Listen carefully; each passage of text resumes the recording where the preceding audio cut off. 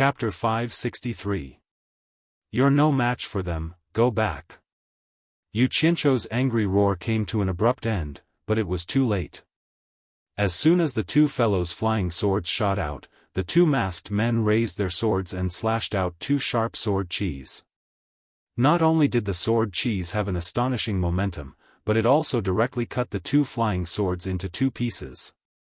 At this time, the two fellows finally reacted.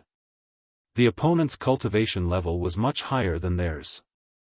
In addition, the two of them were only at the early stage of tribulation passing and didn't have the strength to match it. The opponent was not someone they could fight against. Perhaps Qin Jiaxing had never encountered such a powerful opponent before, and he was somewhat stunned. He could only watch helplessly as the other party sent another sword beam at him. His entire body was cut in half by the sword beam head-on. Like a watermelon that had been cut open by a knife, red juice splattered everywhere, and the scene was too horrible to look at. Fu Chun's reaction was slightly faster. She turned around and suddenly felt a chill on her waist. She looked down and saw a bright white sword qi cut out from her abdomen, followed by a spray of blood. She watched as her upper and lower body separated and fell into the dense forest below. The moment before her upper body fell, Fu Chun looked at Yu Qianzhou in horror. There was a trace of doubt in her eyes. Why didn't boss save them with such a high cultivation level? Yu Qianzhou also wanted to save them. The black flame flying sword had already appeared in his sleeve. He was forced to use the black flame flying sword that could expose his identity. How could he say that he didn't want to save them? However, it was too fast. He didn't have time to make a move at a distance of nearly 100 meters. The outcome of the battle had already been decided. Even if the two of them could resist for a few more seconds, it would be enough. Unfortunately, the difference in cultivation level was one of the reasons. The key was that the two of them had never faced such an expert before. The moment the opponent attacked, the two of them were already scared stiff. At this time, Yu Qianzhou only hated the fact that he wasn't a real soul formation expert. Even a late-stage tribulation passing expert would be fine. As long as he could teleport, he hated himself for not giving the two of them better flying swords. At least they would be able to resist a little.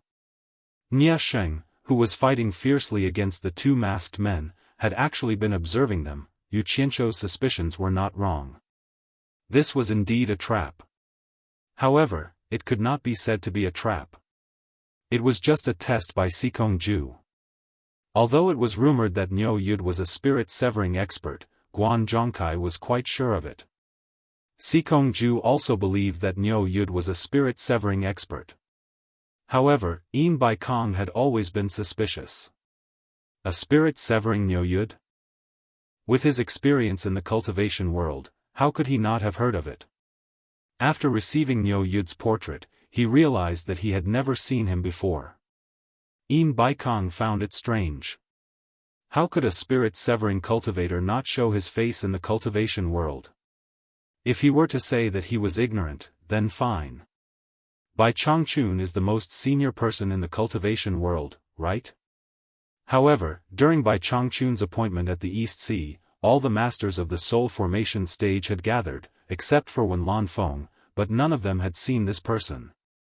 Could it be that Bai Changchun doesn't know this person? After Yin Baikong and Sikongju contacted each other, the latter also felt that his master's words made sense.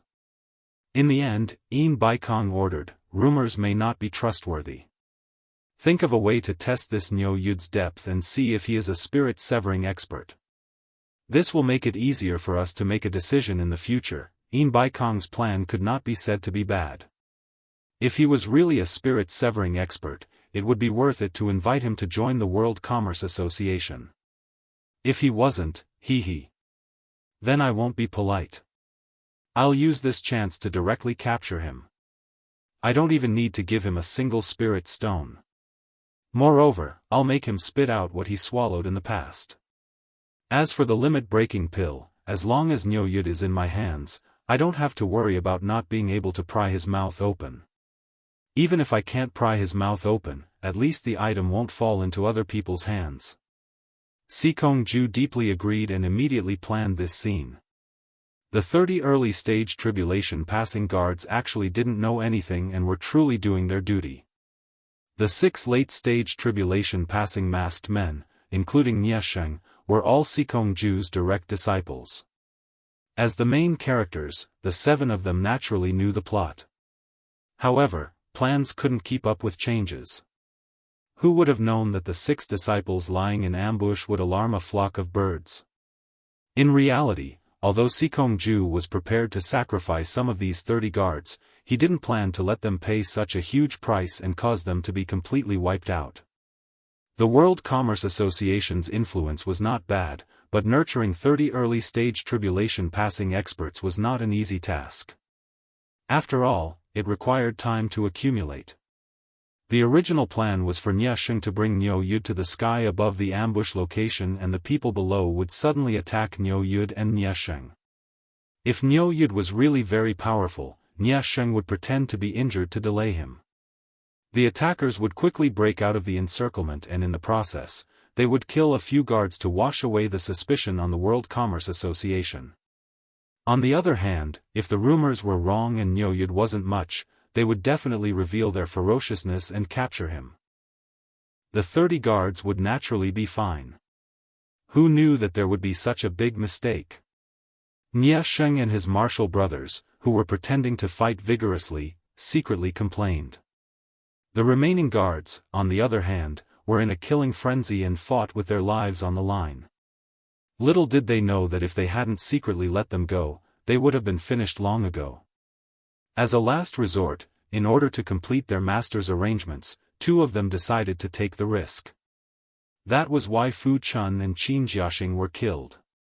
However, it was this scene that made Niesheng and the others suspicious. Hearing Niu Yud's anxious roar, it didn't seem fake.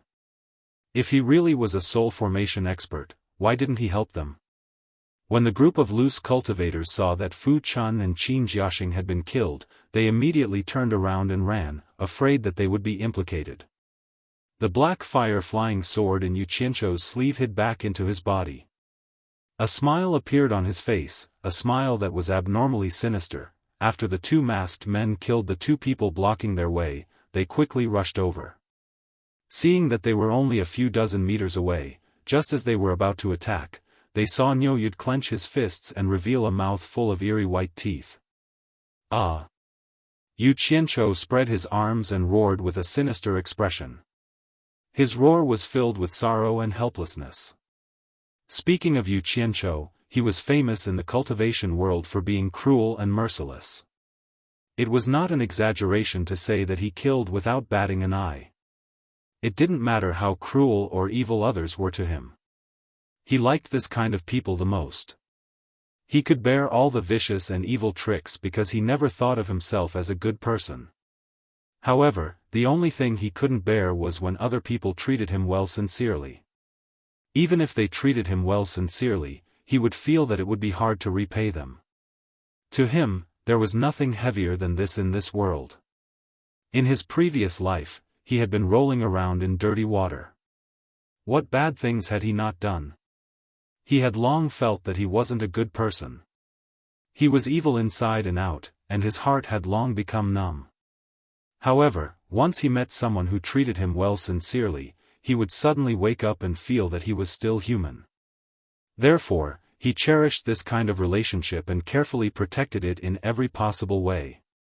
He wasn't a person who fell in love easily, but why were Fu Chun and Qin Jiaxing so stupid? They usually looked like they were afraid of death, but why did they risk their lives for him at such a critical moment? You guys are too stupid. I won't feel sad for your deaths, and I won't shed a tear for you. 2 fools, idiots, it's good that you died, lest I find you unpleasant in the future. Countless complaints and curses towards Qin Jiaxing and Fu Chun were all vented in this sorrowful and helpless roar. Along with the roar, a series of extreme negative emotions such as despair, desolation, indifference, and death surged out, forming a majestic aura that chilled to the bone, an abnormally terrifying aura, that kind of terrifying aura that made one's soul tremble instantly burst out in an earth-shattering manner. The aura of the black fire hidden in his body burst out in an instant. He wanted to control it, wanted to hold it back, but subconsciously chose to erupt.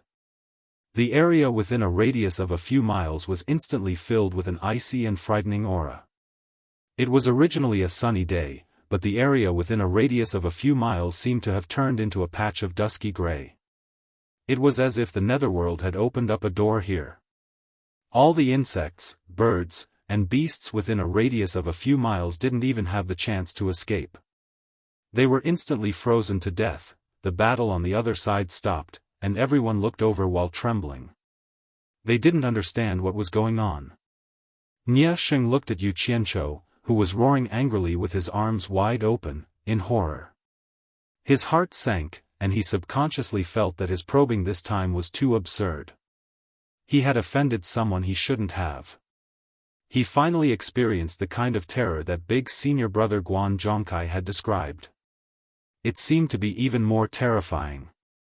Who said that Niu Yud wasn't an expert of the soul formation stage? He wouldn't believe it even if he was beaten to death. This place had basically turned into hell on earth. It was too terrifying. Within the ghost manor at the edge of the terrifying aura, a group of loose cultivators had just landed. Even though they were at the edge, those loose cultivators with mediocre cultivation levels still felt a little overwhelmed, and they flew away while trembling. The one-armed old man who was pruning suddenly raised his head and looked in that direction.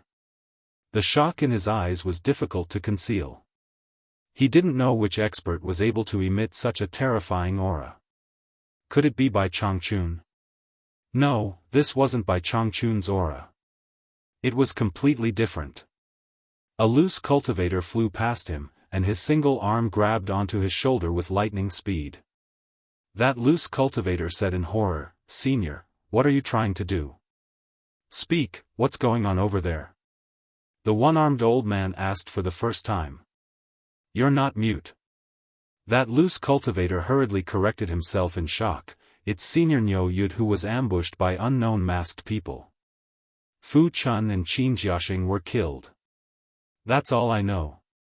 The one-armed old man shook him off with one hand, and directly disappeared from the ghost manor using teleportation. The two masked people who attacked Yu Qianzhou were the first to bear the brunt of this terrifying ice-cold wave. Moreover, they were at the very center of this terrifying aura. At this moment, let alone attack, the swords in their hands had already fallen out of their hands. They forcefully held on in the air, but they could hear their upper and lower teeth chattering non-stop, and their eyes were showing signs of rolling back. Chapter 564. Then, a green flying sword flew out of his sleeve and cut a flat surface on the trunk of the big tree between the two graves. The green light flashed, and a few words were engraved: "Wake up from your dream." 6 heads were at the early stage of the tribulation transcendent stage, and 3 heads were at the late stage. Yu Qianzhou raised his head and looked at the one-armed old man in the air not far away. The two stared at each other for a long time. There was a flat bluestone path at the back door that led to the canyon 100 meters away. There was actually nothing in the canyon. It was just a place for cultivators to go and land.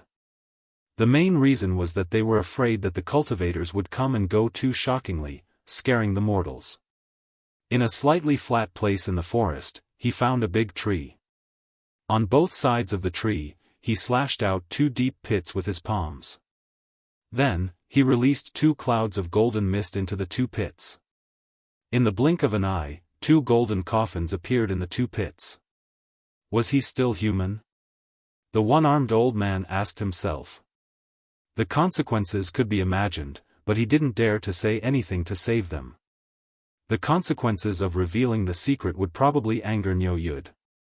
Such a terrifying person was already so powerful just from his aura. Once he started fighting, what would happen? Yu Qianzhou's gaze was unusually cold as he watched the 4 people fly away. He tilted his head slightly and slowly floated in front of another masked man. The black flames leaping in his eyes reappeared. White smoke, a broken body, and another head in his hand. Yu Qianzhou walked in front of a masked man. Suddenly, two shining black flames appeared in his eyes. The masked man's eyes completely rolled back, and the last trace of resistance he had also fainted. His entire body fell down with a whoosh. Later, he found the two halves of Fu Chun and Qin Jiaxing's corpses. The gold-casting city guild hall was beside the main road in the southern suburbs of gold-casting city. An endless stream of mules and horses shuttled in and out of the gate. It was a busy scene. All the businessmen in gold-casting city knew that this guild hall was the largest trading place in this area. They did all kinds of business as long as they could make money. The one-armed old man's eyes flickered. On the other hand, Nie Sheng's eyes were slightly protruding and red. His expression was very complicated, but the most obvious one was a trace of pain. The price he had paid to probe was too great. The large hall was surrounded by high walls, and the inside of the hall was divided into two halves by a series of buildings. One half was extremely prosperous, while the other half was not so noisy. The businessmen in the secular world did not know what the other half was like. It had not been open to the public for many years. Someone had tried to enter through the back door to take a look, but the guards at the back refused to let them in. No matter how powerful their background or connections were, they would not let them in. After that, his figure flashed, and his speed increased a little. 6 balls of dense white mist were sucked into his palm, and another 6 heads were plucked off. A total of 9 hair buns were entangled in one hand. What an evil aura! The one-armed old man was startled and suddenly came to his senses. He immediately circulated his energy to his limbs and bones to expel the death qi that had invaded his body. He stopped 400 or 500 meters away in the air and looked at Yu Qianzhou in bewilderment. He simply could not imagine how a living person, a cultivator brimming with vitality, could give off such a horrifying and evil death qi. The 4 of them exchanged glances before turning around and flying away with great difficulty. The circulation of quintessence in their bodies was very slow, and their mental energy was also very weak. Hence, their flying speed was not fast. Nie Sheng was startled and pretended not to understand. He asked, "Senior, what do you mean? Why do I not understand?" "Senior." Nie Sheng felt that something was wrong and wanted to explain. However, he saw 2 balls of black flames burning in the other party's eyes. Boundless despair and a cold aura instantly enveloped him. He wanted to turn around and flee, but he felt that his body would not listen to him. After that, his mind went blank, and he did not know what to do. The 4 masked men who were flying away would occasionally turn their heads back to look.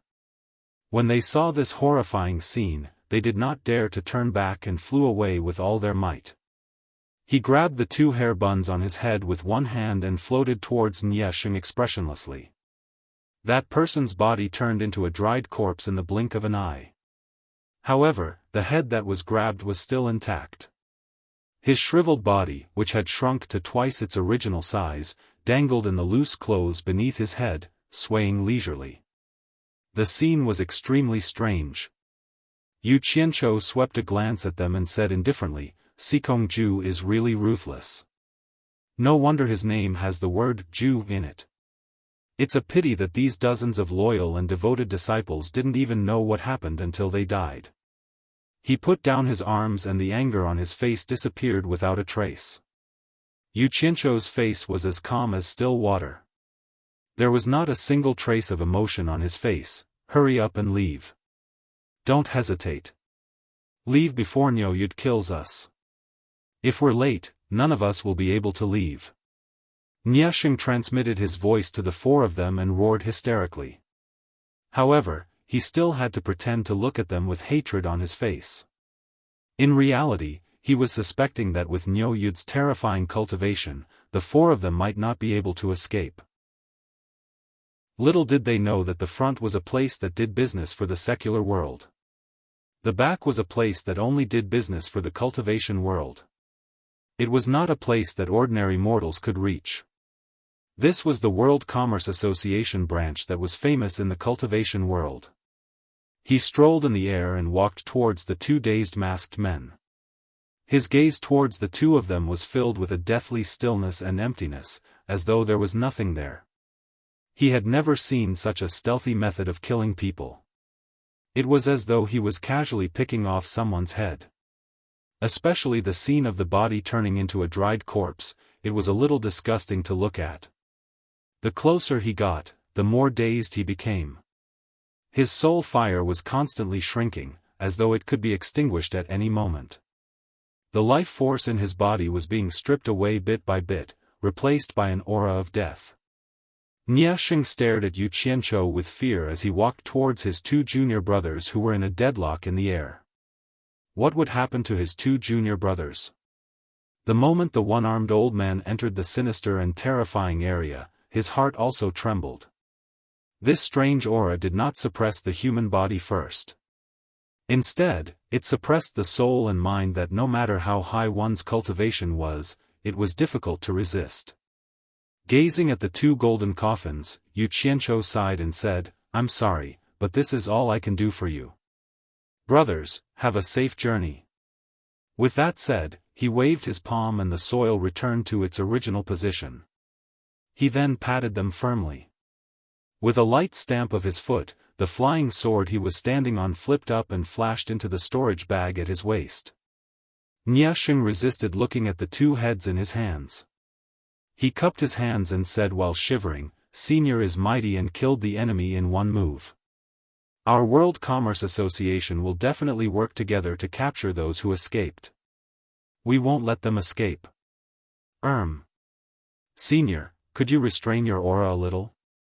I really can't hold on much longer." Yu Qianzhou grabbed his head and watched coldly as the corpse turned into dust.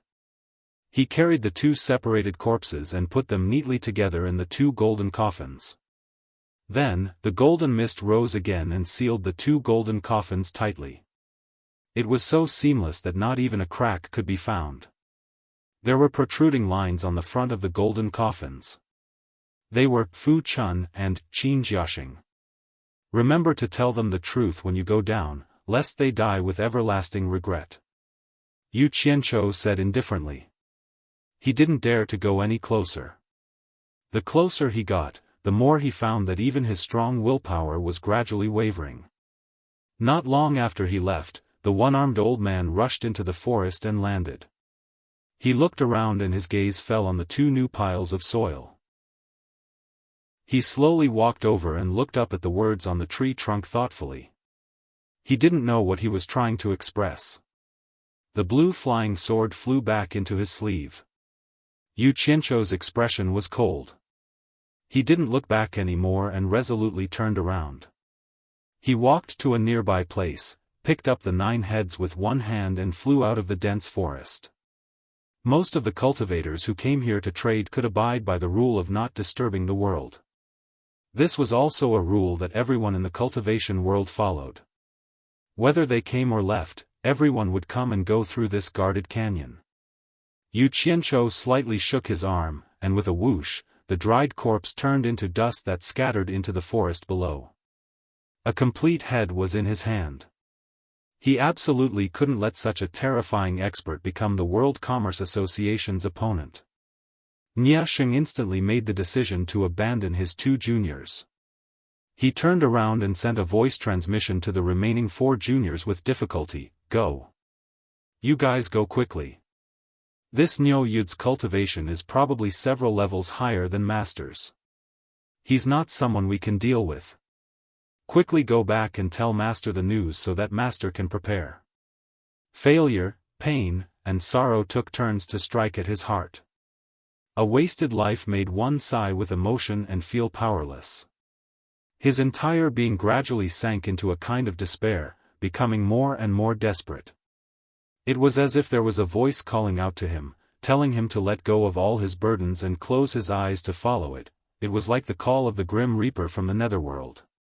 Not feeling the other party's hostility, Yu Qianzhou flew towards the forest below.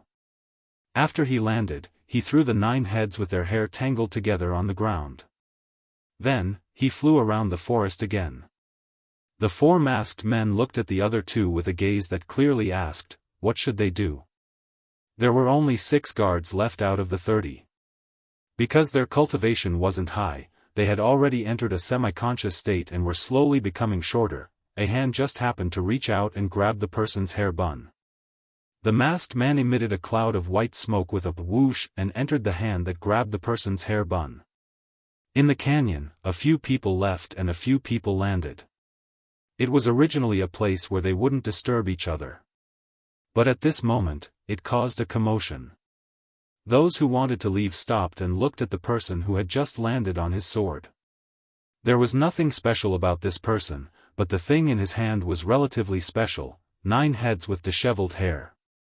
In a daze, he thought back to the past and felt like he had never experienced anything worth being happy about in his life.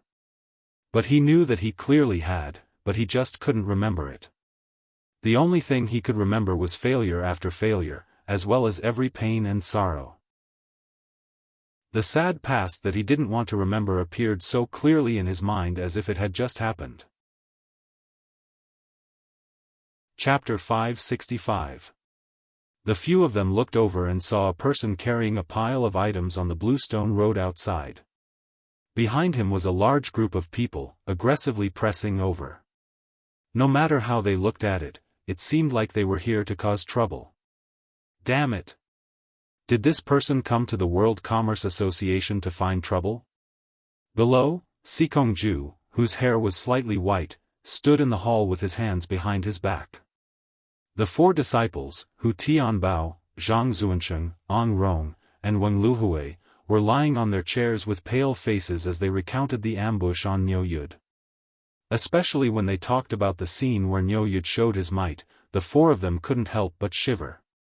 Under the continuous eaves of the World Commerce Association's gold-casting city branch was a row of shops. They were all World Commerce's shops, there was definitely no other shop here. Even so, there was a wide variety of goods in the different categories of shops. That person couldn't see through his cultivation, plus Yu Qianchou called him a junior and knew Niesheng. Not daring to pursue the matter further, he immediately soared into the sky and went to report in advance. I'm worried that Niu Yud has already seen through it. Then your second senior brother and the rest have probably already met with. Sikongju shook his head slightly and didn't say the word, met with misfortune. A few cultivators were chatting in the spacious area when one of them unintentionally glanced outside and said blankly, what are those people doing? Yu Qianchou raised the heads in his hand and said, before coming, Niesheng told me that he could exchange these 9 heads for 100 million high-grade spirit stones from Sikongju. I don't know if it's true or not. That's right. Niesheng is from your World Commerce Association, right? A quick-witted person pulled the others and said in a low voice, let's get out of the way. Don't block the way, it's none of our business. The few of them looked at Sikongju and then at the approaching people and immediately came to a realization. You don't need to feel uneasy. Sikongju sighed and said, from what you've said, that Niu Yud's cultivation isn't just a level higher than mine. Aura is the remnant power of cultivation. To be able to emit such a terrifying aura, I'm afraid that his cultivation isn't any weaker than your grandmaster's.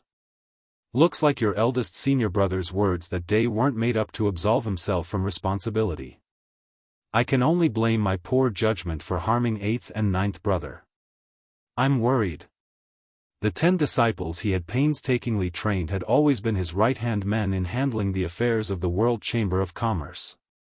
In order to complete the task assigned to him by his master Yin Baikong, and in addition to the importance of the limit-breaking pill, he had brought all 10 of his strongest disciples with him. He did not expect that 2 of them would be gone in the blink of an eye. How could he not be heartbroken? There was one more that worried him. The 4 of them looked at each other. Hu Tianbao asked, Master, what are you worried about? That's right. That person was also sizing up Yu Qianchou.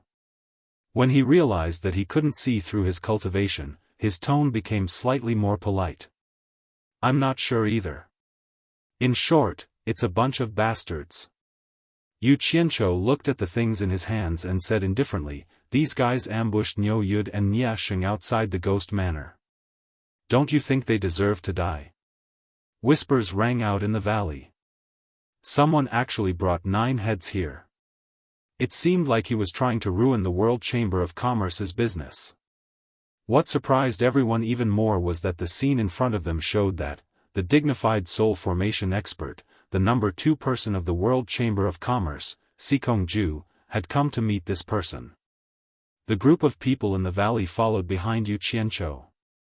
Even those who were about to leave after finishing their business also returned to follow, wanting to see what would happen next. The group of people in the valley was in an uproar. The uproar was because they felt that this person was extremely arrogant. Who was Sikongju? He was the head disciple of the late soul formation expert Yin Baikong. He himself was also an early soul formation expert and was the number 2 person of the World Chamber of Commerce. It was difficult for normal cultivators to meet such a person in the cultivation world. To let Sikongju know who he was without announcing his name, his background was probably not simple. This person was Sikongju's 3rd disciple, Mu Lianqiu. He gestured to his 4 junior brothers, indicating that there was no need to be overly courteous. He then walked to his master with a frown and cupped his hands, saying, "Master, I received a report from a disciple in the valley. Someone brought 9 heads to find you. He said that senior brother Nya asked him to bring them to you to exchange for a reward. He also said that you would know who he was after talking to him." Sikongju waved his hand and released a gentle force that pressed him back to his original position. He said, "Your body hasn't recovered yet. Sit and talk." That person's expression turned solemn. He had seen Nia Xing bring a group of people to the Ghost Manor early in the morning. He didn't expect that they would be ambushed. He immediately cupped his hands and said, "I wonder if you can tell me your name so that I can report it."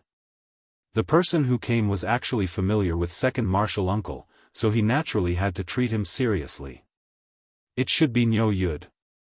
Sikongju turned to look at Mu Lianqiu with a sinister expression. "Where is he?" Even if they didn't know this person, they could guess who he was from how everyone addressed him.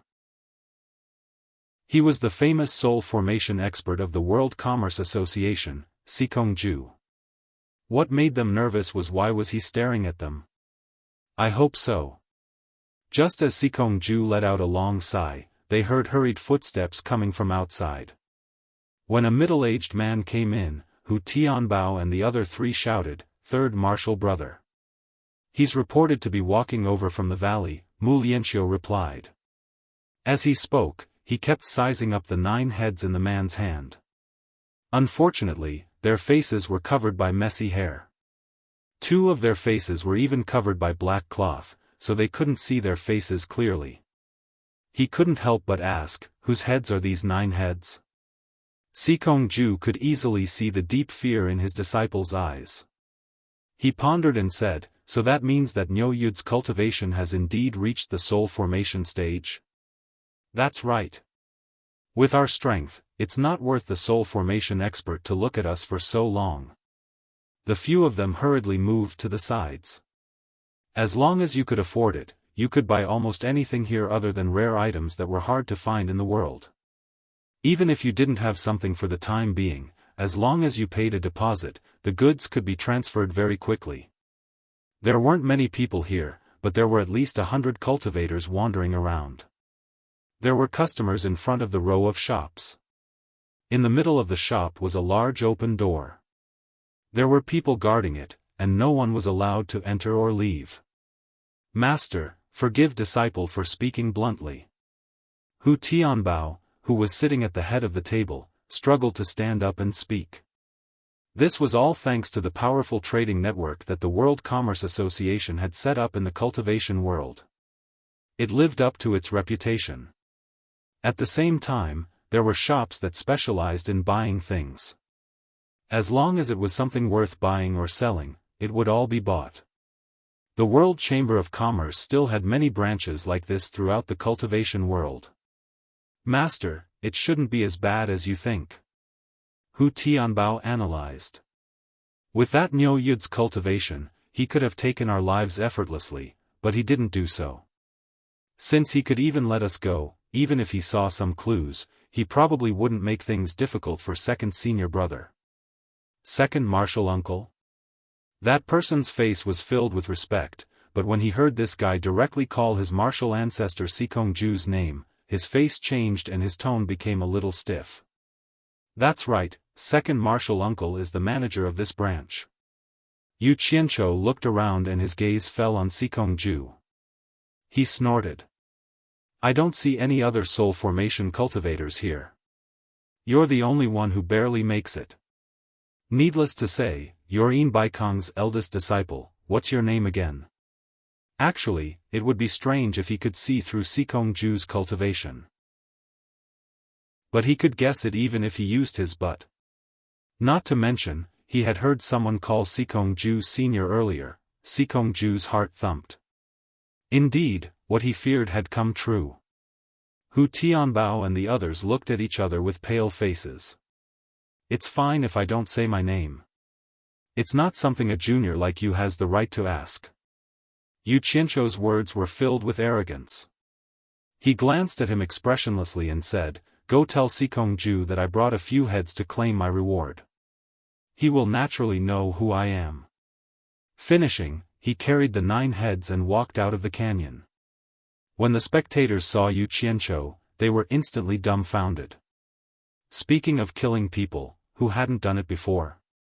But running around with heads in their hands, they really hadn't done it before. Not to mention running to the World Commerce Association with a bunch of heads. Many people looked at the dozen or so guards around the canyon.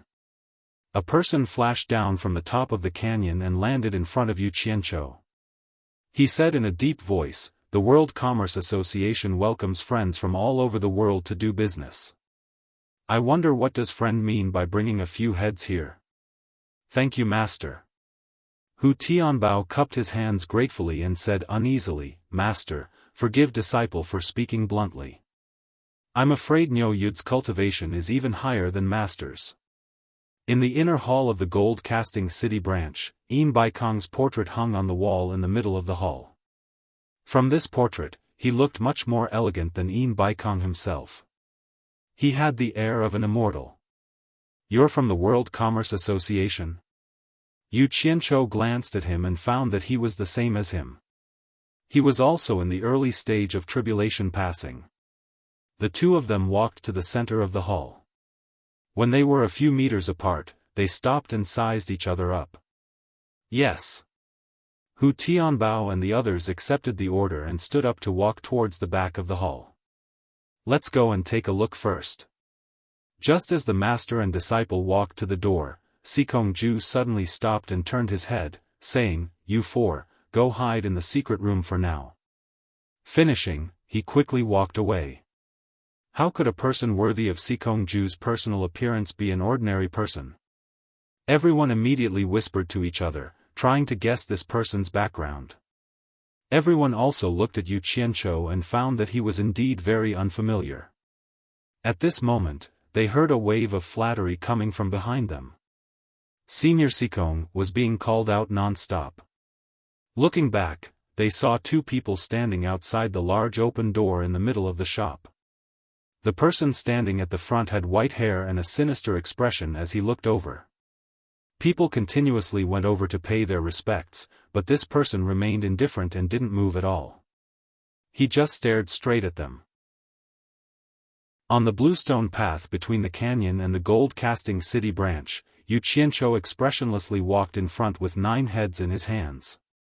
A group of people followed a few meters behind him. No matter how one looked at it, it was a little strange. The moment Yu Qianzhou stepped through the gate, Sikongju walked over. He didn't dare to be careless when facing such an expert. His gaze swept across the pile of heads in Sikongju's hands and he immediately felt his chest tighten. Chapter 566. But when these words fell into other people's ears, it had a different meaning. He called Yin Baikong directly by his name and did not put Sikongju in his eyes at all. Everyone was shocked and looked at each other with questioning gazes before shaking their heads, indicating that they did not know who this person was. Mu Lianqiu could not take it anymore. Someone was looking down on his master. No matter how high the other party's cultivation was, if he did not say anything, how could he face others in the future? He took 2 steps forward and was about to scold Niu Yud, but Sikongju gently waved his hand to stop him. Sikongju sized Niu Yud up and a trace of shock appeared in his eyes. Since he could not see through Niu Yud's cultivation, his previous guess was right. Niu Yud's cultivation was indeed higher than his. Sikongju greets Mr. Niu. Sikongju greeted him politely. He wanted to call him Brother Niu, but he could not figure out Niu Yud's level, so he could only call him Mr. Mr. Niu? Everyone immediately reacted. Who else could make Sikongju treat someone with the surname Niu so politely other than Niu Yud, who dared to raise the price at the ghost village to cheat the various countries? He's the ruthless judge, Niu Yud? He's the Niu Yud that the World Trade Association spent 1 billion high-grade spirit stones to invite? No wonder. The group of people discussed. He was Niu Yud himself. The people who came with Yu Qianqiu to watch the show were stunned. They recalled what Niu Yud said in the canyon and looked at the pile of heads in his hand.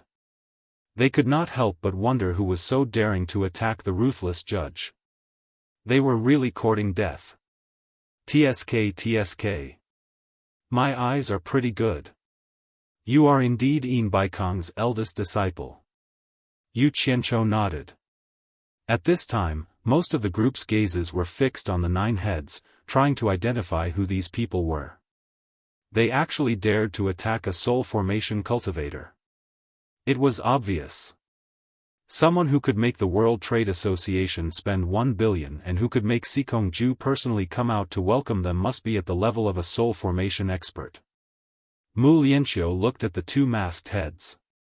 His pupils constricted and his breathing became a little chaotic. His hands, which were hidden in his sleeves, involuntarily clenched into fists, his knuckles turning white. Other than sweeping a glance at the 9 heads that Yu Qianqiu was holding, Sikongju did not look at them anymore. Glancing at the gazes of the crowd looking at the 9 heads, a smile appeared on his usually sinister face. He did not mind Niu Yud's rude words as he waved his hand and said, "Mr. Niu, your presence brings light to the world commerce. Please come in and speak, please." Their attitude was very courteous. The master and disciple stood on the left and right, giving way to the middle of the road. The standard of this welcome was not low. However, no matter how well he acted on the surface, no matter how much face he gave, it could not extinguish the rage Yu Qianqiu felt when he buried Fu Chun and Qin Jiaxing with his own hands. You dare to plot against me and touch my people? You better pay the price first. Yu Qianqiu sneered in his heart, but on the surface, he was polite. However, his feet didn't move at all. He smiled and said, "No hurry. Sikongju, is Niasheng your disciple?" The master and disciple looked at each other and tried their best to hide the gloominess in their eyes. Then, Sikongju looked at the surrounding people, turned around, and nodded. "That's right. He is my second disciple. I sent someone to receive Mr. early in the morning. Could it be that Mr. did not see him? That's good. I thought I met a swindler." Yu Qianqiu muttered and turned around with a cold expression. He looked at the surrounding cultivators and said, "On the way here, I was attacked by 6 late-stage tribulation passing realm cultivators. I don't know which sect sent them. Everyone, please bear witness. Spread the news for me. If I, Niu Yud, find out who did it, I will twist his head off and use it as a urinal." Many people were in an uproar as they didn't expect such a thing to happen. However, when everyone thought about it, they felt that something was wrong. Wasn't it attacked by 6 late-stage tribulation passing realm cultivators? Why are you carrying 9 heads in your hands? Sikongju and Mu Lianqiu were expressionless and naturally wouldn't admit that they did it. Mu Lianqiu even shouted solemnly, "There's actually such a thing?" You even dare to touch our world commerce's esteemed guest. You are simply looking down on our world commerce. Lianxiu. Yes, disciple. Mu Lianxiu cupped his fists. Immediately send a message to the various chambers of commerce. Use all our resources to investigate this matter. Find the mastermind and give Mr. Niu an explanation. Yes. Mu Lianxiu quickly turned around and left. Yu Qianzhou raised half of his eyebrows as he watched the master and disciple echo each other. After Sikongju passed the order, he frowned and asked, Mr. Niu, why didn't I see my disciple return with you? Could it be that my disciple has met with some mishap? It's like this, Yu Qianzhou explained. Those 6 attacking cultivators saw that the situation wasn't right and wanted to escape. I was in a rage, so how could I let them escape? Thus, I was prepared to take action personally. Who knew that Nie Sheng wouldn't dare to trouble me? He said that the world commerce would offer a huge reward for the capture and that the attacking bandits wouldn't be able to escape. Sikongju's eyebrows twitched and said, what is this Nie Sheng doing? With Mr. taking action, it should be easy. Before he could finish speaking, Yu Qianzhou slapped his thigh and said, that's right. I told Nie Sheng at that time that since we are going to offer a reward for the capture, why let the money fall into the hands of others? I happened to be a little tight on cash, so I did not hesitate to take action and casually killed 2 of them. The surrounding people exclaimed in surprise. He was indeed an expert to casually kill 2 late-stage tribulation transcendence cultivators. Sikongju's eyebrows twitched uncontrollably. Yu Qianzhou continued in high spirits. After I brought the 2 heads back, I asked Nie Sheng how much they were worth. Nie Sheng said that I would be able to find out who the mastermind against the world commerce was from these 2 people and that the world commerce would definitely not mistreat me. However, I am a stubborn person and wanted him to state a price first. Otherwise, would not give him the 2 heads. In the end, Nie Sheng decided that it was at least 100 million high-grade spirit stones. To be honest, I was very satisfied with this price and gave him the 2 heads immediately, 100 million high-grade spirit stones. The world commerce is indeed wealthy. The surrounding people exclaimed in surprise again. Mu Lianxiu, who had just returned, had a taut expression and did not say a word after hearing this. Sikongju already knew the truth from his 4 disciples and wished he could tear Niu Yud's mouth apart for lying through his teeth. He let out a sigh and said, does that mean that my disciple, Nie Sheng, is still alive? Sikongju, you are not a righteous person. Why do you change the topic when we talk about money? Yu Qianzhou asked unhappily, I only have one question for you. Does the 100 million high-grade spirit stones reward that your disciple, Nie Sheng, mentioned count? This. Sikongju suppressed his anger and forced a smile. Sir, there is no need to be anxious. 100 million high-grade spirit stones is not a small amount. When Nie Sheng returns, I will verify it with him. If he really said that, with the reputation of the world commerce, we will not go back on our word. Does that mean you suspect that I'm lying? Yu Qianzhou snorted coldly. Looking at the situation, I don't expect to get the reward. Since that is the case, I will first find the mastermind who attacked me and settle the score. As he spoke, he pulled out 2 heads from the 9 in his other hand. They were the 2 masked heads. He raised them and walked around the crowd. I rarely walk around the cultivation world and do not have a lot of experience. I will now remove these 2 people's masks. I will trouble everyone to help me identify them and see which sect they are from to actually dare to attack me. Don't worry, I never mistreat my friends who help me. If anyone can help me identify them, I will give 10 limit-breaking pills as a reward. Sikongju and Mu Lianxiu's expressions changed drastically. This guy actually played this trick. He was too extreme. 10 limit-breaking pills. The group of people immediately became excited. There were many nascent soul cultivators here. What did 10 limit-breaking pills mean? It went without saying that it meant that they could successfully step into another realm that they had been searching for. Are you serious? Senior Nyo, do you mean what you said? Yu Qianzhou waved the two heads in his hand and said in a loud voice, even though I, Nyo Yud, can't be considered to be a gentleman, I do as I say, and I never lie or deceive anyone. Senior Nyo, if we recognize these two heads in front of everyone, we won't dare to say it in front of everyone. Someone shouted out his misgivings. That's true. Yu Qianzhou nodded. He bent down and gently placed the head in his hand by his feet. However, he didn't let go of the 7 heads in his other hand. A hand appeared in the air and rummaged through his storage bag for a while. A large amount of bright red things appeared in front of everyone. The red mist lingered, and even under the bright sun, it couldn't cover it up. The red miasma also wrapped around Yu Qianzhou's hand. Pill Halo. It's actually Pill Halo. Is this the legendary Pill Halo that only appears on the pills refined by a top-grade pill refiner? Oh my god. It's really Pill Halo. Everyone's eyes lit up as they exclaimed. Mu Lianqiu looked at his master and saw his master's pupils constricting as he stared at the Pill Halo in Nyo Yud's hand. As Yu Qianzhou turned around, he held the Pill Halo in his hand and said, "These are limit-breaking pills. There are 20 of them, and as long as you recognize them, I'll cash them out on the spot. At the same time, I'm also worried that someone is deceiving me, so I'm willing to give the 2 of you a chance to check. As for what everyone is worried about, it's inevitable. It just depends on who is willing to take this gamble. I won't force it. I believe that even if no one recognizes these 2 heads today, someone will eventually recognize them. Everyone, do as you see fit."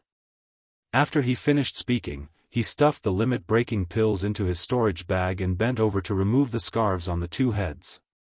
Suddenly, someone shouted, "Wait!" It was Sikongju. Yu Qianzhou sneered in his heart, but he looked at Sikongju in surprise. "What's wrong? Don't you allow people to do this here?" "That's easy." So he lifted the 2 heads and waved at everyone. "Those who want the limit-breaking pills, follow me. Let's change places." Chapter 567. "Mr. Nyo, let me finish," Sikongju called out again. Yu Qianzhou held 7 heads in his left hand and 2 heads in his right hand as he slowly turned around. "What do you mean?" To be honest, everyone in the cultivation world knows that Mr. Nyo likes spirit stones. Before Sikongju could finish, Yu Qianzhou rolled his eyes and interrupted him. "Then find a cultivator who doesn't like spirit stones for me to see." "Mister, you misunderstood me," Sikongju said solemnly. "There is one thing I know. With Mister's cultivation and character, there is no need for you to lie. Since Mister said that my disciple, Nia Sheng, agreed to the 100 million bounty, then it must be true." It sounded a little self-justifying, but it was the truth. "Of course it's true." Yu Qianzhou nodded sincerely and waited for him to continue. Hearing this, Sikongju's expression twitched. He really couldn't hold it in anymore, but he had to endure it. He gritted his teeth and continued, "It's still the same thing.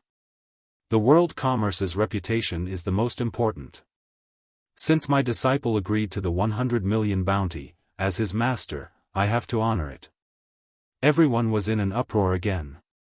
They thought that they had a chance to get 10 limit-breaking pills for free, and their blood was boiling. However, they were doused with a bucket of cold water. As long as one wasn't a fool, they could tell what Sikongju meant. He was going to take the 100 million bounty for these 2 heads. Mu Lianqiu looked around unfriendly, and the uproar immediately disappeared. "That's not very good, right?" Yu Qianzhou looked at everyone and muttered, "I just said that I would use 20 limit-breaking pills to ask everyone about the origins of these 2 people. Keep pretending." Sikongju resisted the urge to flare up again. He let out a breath and said, "I believe that it is best to leave the investigation of these 2 people to the world commerce." "That's true. The world commerce has branches in various countries, so it is indeed very suitable to do this. However, Yu Qianzhou said to everyone, I still have to ask everyone's opinion in case someone says that I'm going back on my word. What does everyone think? Everyone naturally hoped that Niu Yud would continue to offer the restriction-breaking pill as a reward. Handing over the head to Sikongju wouldn't give them any benefits. But who would dare to go against Sikongju? He really wanted both money and face. Sikongju was so angry that he was laughing in his stomach. However, it couldn't be helped. His two disciples were well-known figures in the cultivation world. Once they showed their faces, they would definitely be recognized by a lot of people. Niu Yud had gotten 300 million from him, and 200 million of it was the deposit to join the World Chamber of Commerce. Once he found an excuse, he would really lose both the person and the money. Furthermore, this madman dared to blatantly deceive the various countries. Was there anything he wouldn't do? Who would dare to do this without some backing? In short, the World Commerce Chamber of Commerce did not dare to do what he did. If this madman used this as an excuse to start a fight with the World Commerce Association, who knew what the result would be? We can't lose the big for the small. Sikongju was rather suspicious. He didn't know if the World Commerce Chamber was right or wrong to offend this fellow, but he just felt that something was wrong. Everyone. Sikongju cupped his hands at the surrounding cultivators and said, this matter is not that Mr. Niu went back on his words. It's just that this ambush was targeted at our World Commerce Chamber. Our World Commerce Chamber has the responsibility to investigate who is going against us. Please give me, Sikongju, some face and don't make things difficult for Mr. Niu. Why would I be in a difficult situation? Wouldn't it have been over if I had paid earlier? Why did I have to sell my face? Yu Qianzhou also looked at everyone apologetically. We don't dare. We don't dare. We should. The group of people had no choice but to give in. If they didn't give Sikongju face, someone would probably take care of them the moment they left. However, everyone more or less sensed that something was wrong, but they couldn't tell what was wrong. Mu Lianxiu bit her lips lightly, and her face was slightly pale. Sikongju stared at Yu Qianzhou, and there was something in his eyes. Niu Yud, everyone knows that I've already done this. What else do you have to say? Yu Qianzhou wanted to laugh, but he couldn't hold it in. Thus, he smiled calmly and said, since you know that I like money, then I won't put on an act anymore. Shouldn't you give me the 100 million reward first before we talk? Facing a soul formation expert, he still felt a little guilty. Right now, he believed in getting the money first. If anything happened, he was quite confident in his ability to escape. Everyone looked at each other and was really speechless at this Niu Yud. Sikongju was so angry that he couldn't say anything. He was afraid that he wouldn't be able to control his tone and give the other party an excuse. He stared at Niu Yud in silence for a while, then he took out a storage bag from his waist and threw it over without saying anything. Yu Qianzhou's eyes lit up, and he reacted quickly by throwing the two heads in his right hand over as well. He caught the storage bag with his free hand and checked it. After realizing that the number was not bad, he put it away. Mu Lianxiu teleported in front of her master and caught the two heads before moving to the side. After taking a look and confirming that it was her junior brother, she nodded at her master with trembling lips. Sikongju stared at Yu Qianzhou like a hawk and said slowly, Mister, how is my disciple, Nia Sheng? Why isn't he back yet? He only had two guesses about Nia Sheng's outcome. Either he was killed by Niu Yud, or he was captured by Niu Yud. Sigh. Yu Qianzhou shook his head and let out a long sigh. He picked up the 7 heads in his left hand and pulled them out with his right hand before throwing one over. Everyone was speechless. Even though they had cultivated for a long time, they had never seen someone throwing heads like this. Sikongju grabbed Nia Sheng's head with one hand, and his long hair fluttered without any wind, causing Nia Sheng's face to be clearly visible. second senior brother.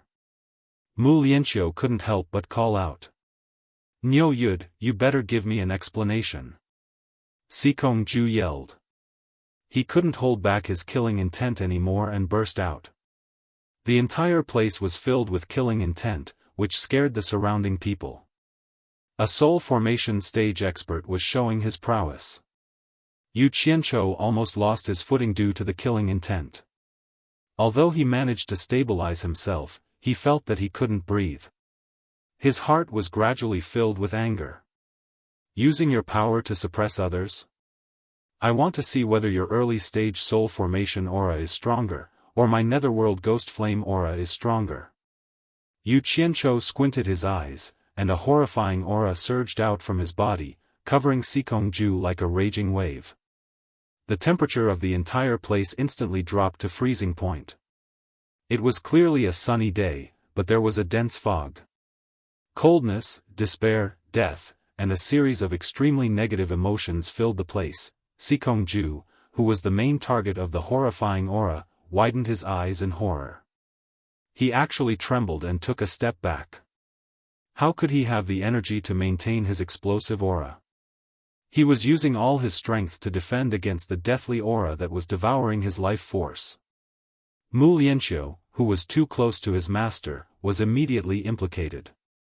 His body trembled uncontrollably, and the two heads in his hands fell to the ground. The most unlucky ones were the surrounding cultivators. Although they weren't at the center of the netherworld ghost flame aura, it was the first time Yu Qianzhou had used the aura of the ghost flame on a soul formation stage cultivator. He wasn't confident, so his attack wasn't light. The cultivator's cultivation was far inferior to Mu Lianqiu's, let alone Xikong Ju's. At the very least, no one present had the cultivation of the final stage of the tribulation passing stage. How could they withstand it?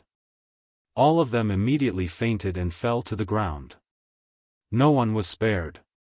The shop assistants in the row of shops had already fallen to the ground. The shopkeepers' cultivation wasn't bad, but they were all leaning on the counter for support as they looked over in fear. Niu Yud was surrounded by deathly aura as if he had just walked out from the netherworld. He. When Yu Qianzhou saw that Xikong Ju was actually forced to take a step back by his aura of the ghost flame, he instantly felt confident.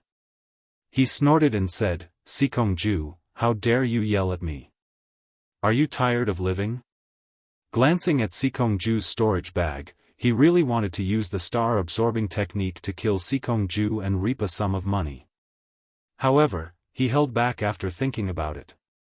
Xikong Ju looked at the large group of cultivators that had fallen to the ground. The shock in his heart was indescribable. At least, his master definitely couldn't suppress him to this extent with just his aura. If Niu Yud wanted to kill him now, it would be as easy as flipping his hand. So terrifying, such a terrifying aura. Just how high is this Niu Yud's cultivation? Xikong Ju calmed himself down and looked at Mu Lianqiu, who was on the verge of collapsing. He quickly said, Mr. Niu, please don't misunderstand. I was being rude. We can talk things over. Please calm down for now. My disciple can't take your anger anymore. Humph.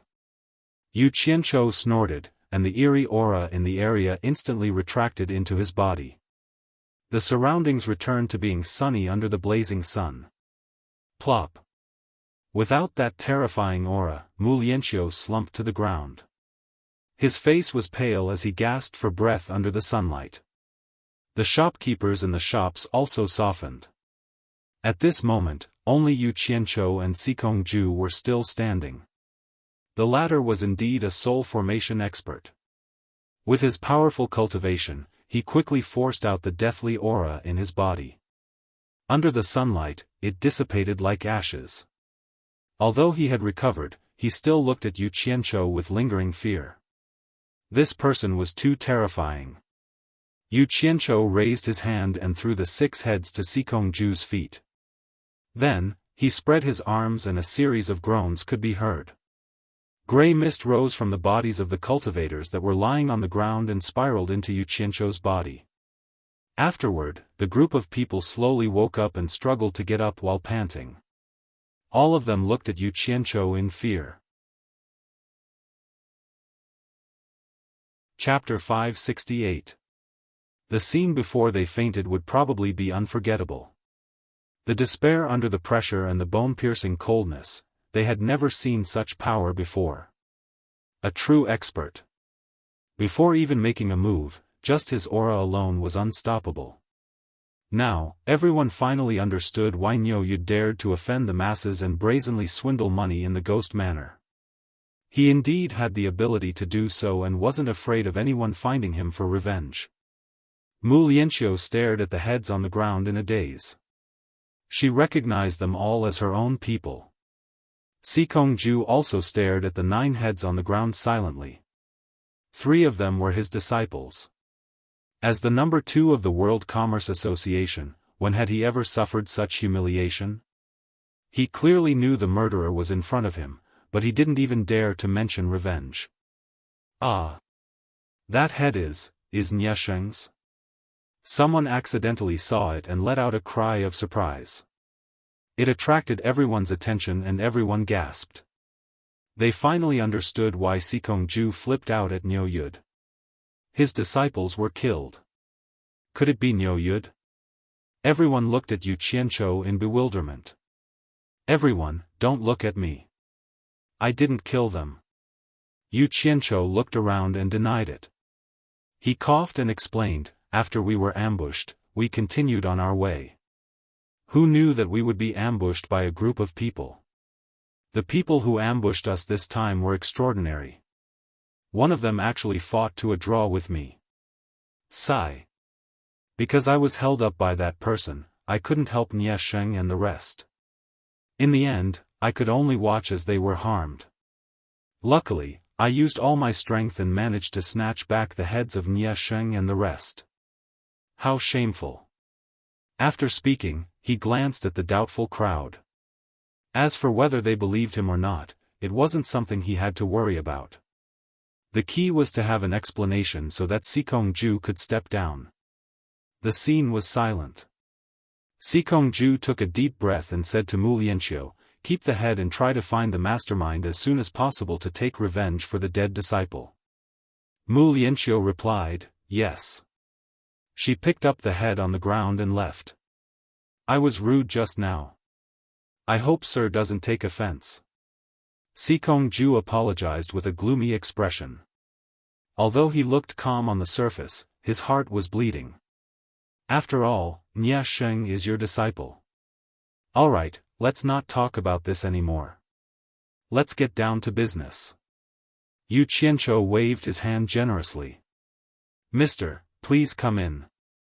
Sikongju raised his hand. Yu Qianzhou nodded and followed him into the inner hall. The group of people who were left behind looked at each other in dismay, and then hurriedly left. They had to inform the sect of what happened here in time. Baiwan Nation's capital, Orchid City, Greenhouse Restaurant. On the second floor, Yu Qianzhou stood by the window of the bustling street with his hands behind his back, looking at the bustling crowd on the street. Guan Zhongkai and Yulan accompanied him carefully, not daring to disturb him. The Green Mansion restaurant was known as the best restaurant in Orchid City. A private room by the window like this one would be hard to find if one didn't make a reservation in advance. Guan Zhongkai had even asked the steward of the World Chamber of Commerce's Lan City branch to make a reservation in advance. The trio's destination for this trip was the World Chamber of Commerce's headquarters, Cornucopia. However, when they passed by Baiwan Nation, Yu Qianzhou strongly requested to take a look there. Guan Zhongkai had seen his means, and in addition to the things that happened in the gold casting city branch, even his master suffered a loss. How could he dare to disobey him and could only accompany him? Actually, Guan Zhongkai had to thank Yu Qianzhou for being able to regain his freedom so quickly this time.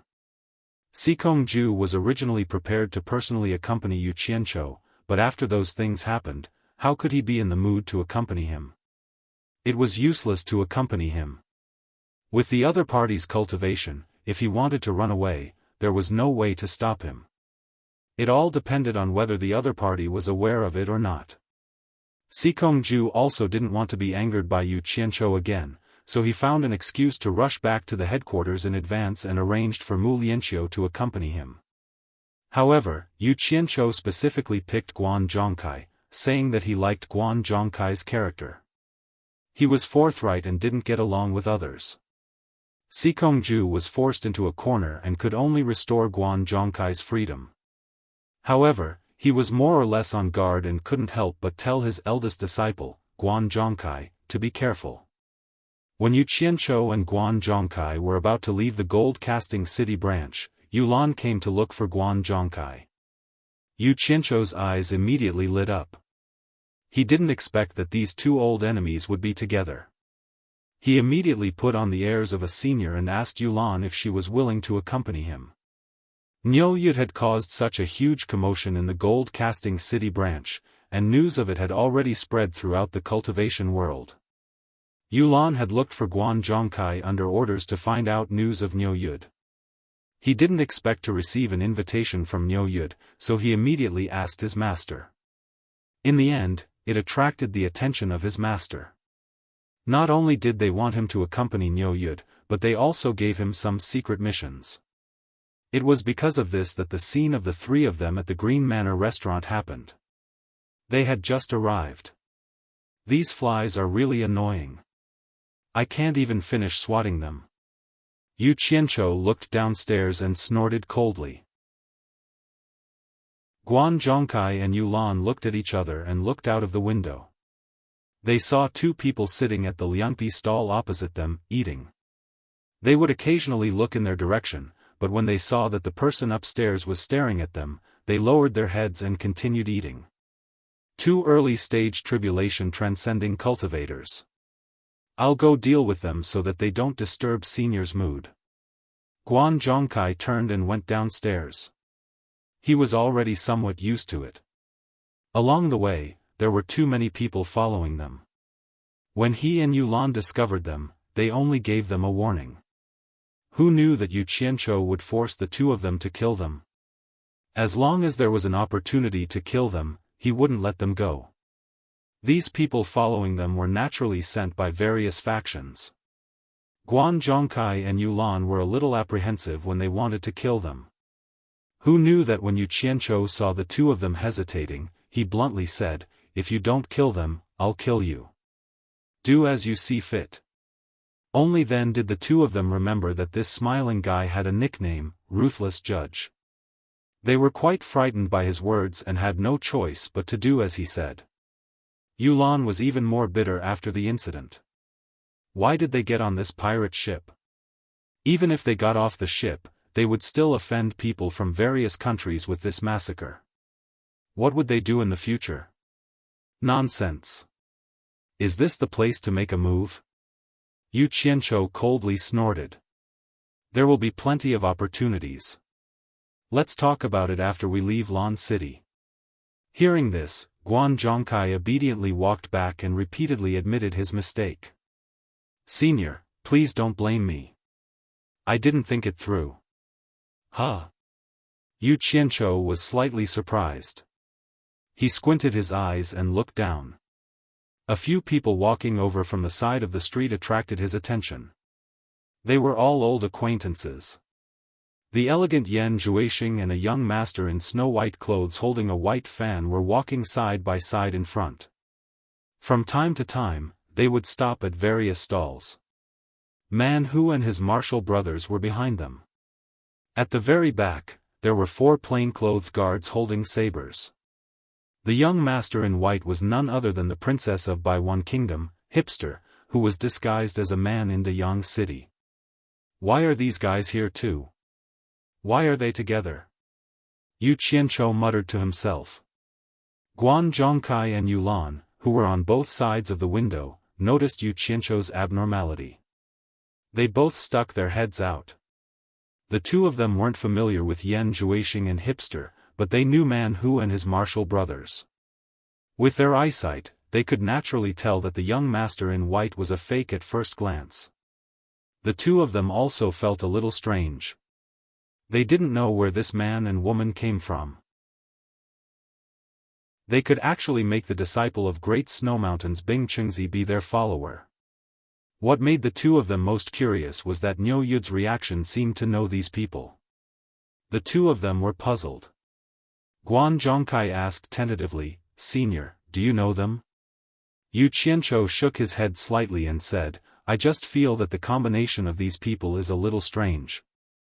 The four people in the middle are obviously at the final stage of the tribulation passing stage, but why do they seem to be the followers of the two people in front? Could it be that there are as many people at the final stage of the tribulation passing stage now? An ordinary person can casually grab a few of them to be his bodyguards?" His explanation was reasonable. Anyone who knew the ropes would find it a little strange. The two of them immediately had their doubts cleared. At the same time, they couldn't help but sigh in their hearts. A spirit-severing expert was indeed powerful. He could easily see through the cultivation of the four people at the final stage of the tribulation passing stage. Little did they know that it would be strange if Yu Qianzhou could see through it. It was just that when he was in the Chinese cultivation world, he already knew that Man Hu and his martial brothers were at the final stage of the tribulation passing stage. Guan Zhongkai said with a flattering tone, "Although I don't know the two people in front, I know the four cultivators at the final stage of the tribulation passing stage. Do you want me to call them up and ask them?" "Forget it." Yu Qianzhou waved his hand disapprovingly and said, "It's just four cultivators at the final stage of the tribulation passing stage. It's not worth worrying about." Guan Zhongkai, who was also at the final stage of the tribulation passing stage, froze and shut up immediately. Under the gazes of the three people, they found that this group of people had also broken into the Green Mansion restaurant.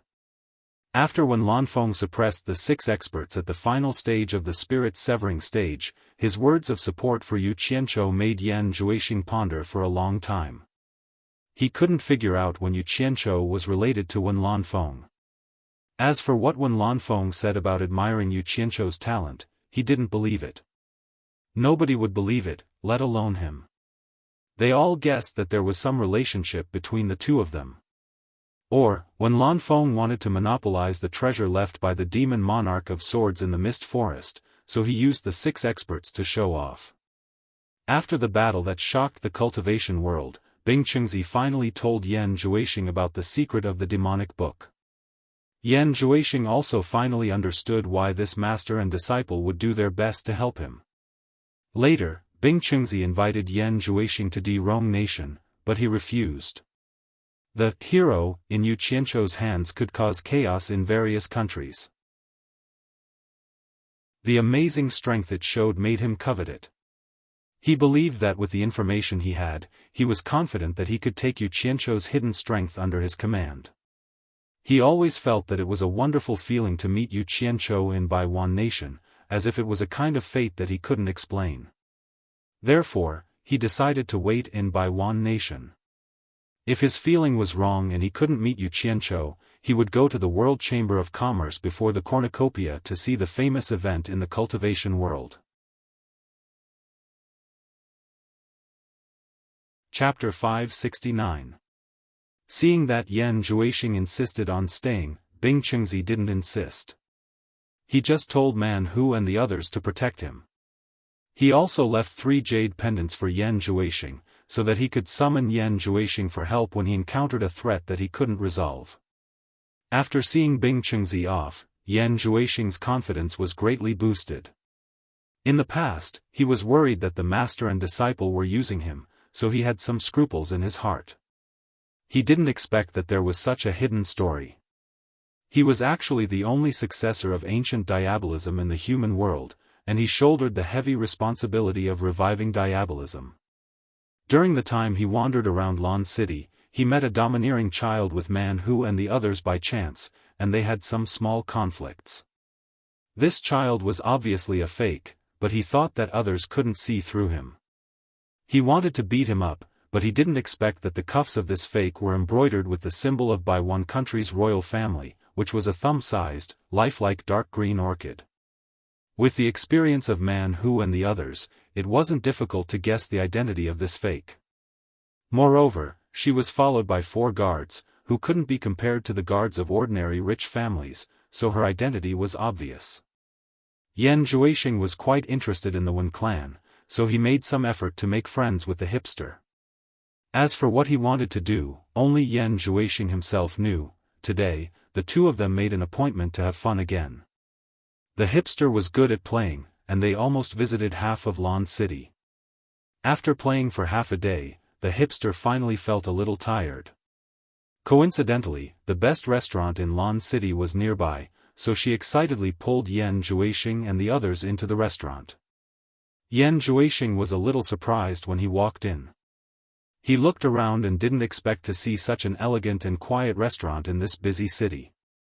The 100 Flowers House in the 100 Flowers Valley was a famous restaurant in the cultivation world of China, but he didn't know when he would see it again, which made him feel a little emotional.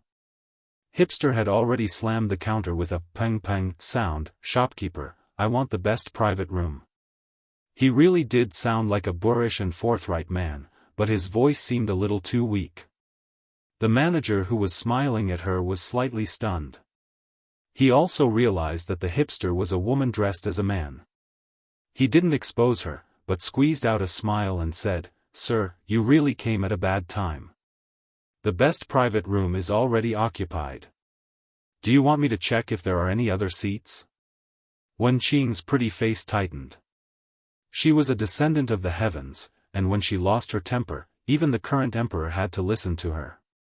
When had she ever done something like taking a step back? A small restaurant actually dared to reject her request.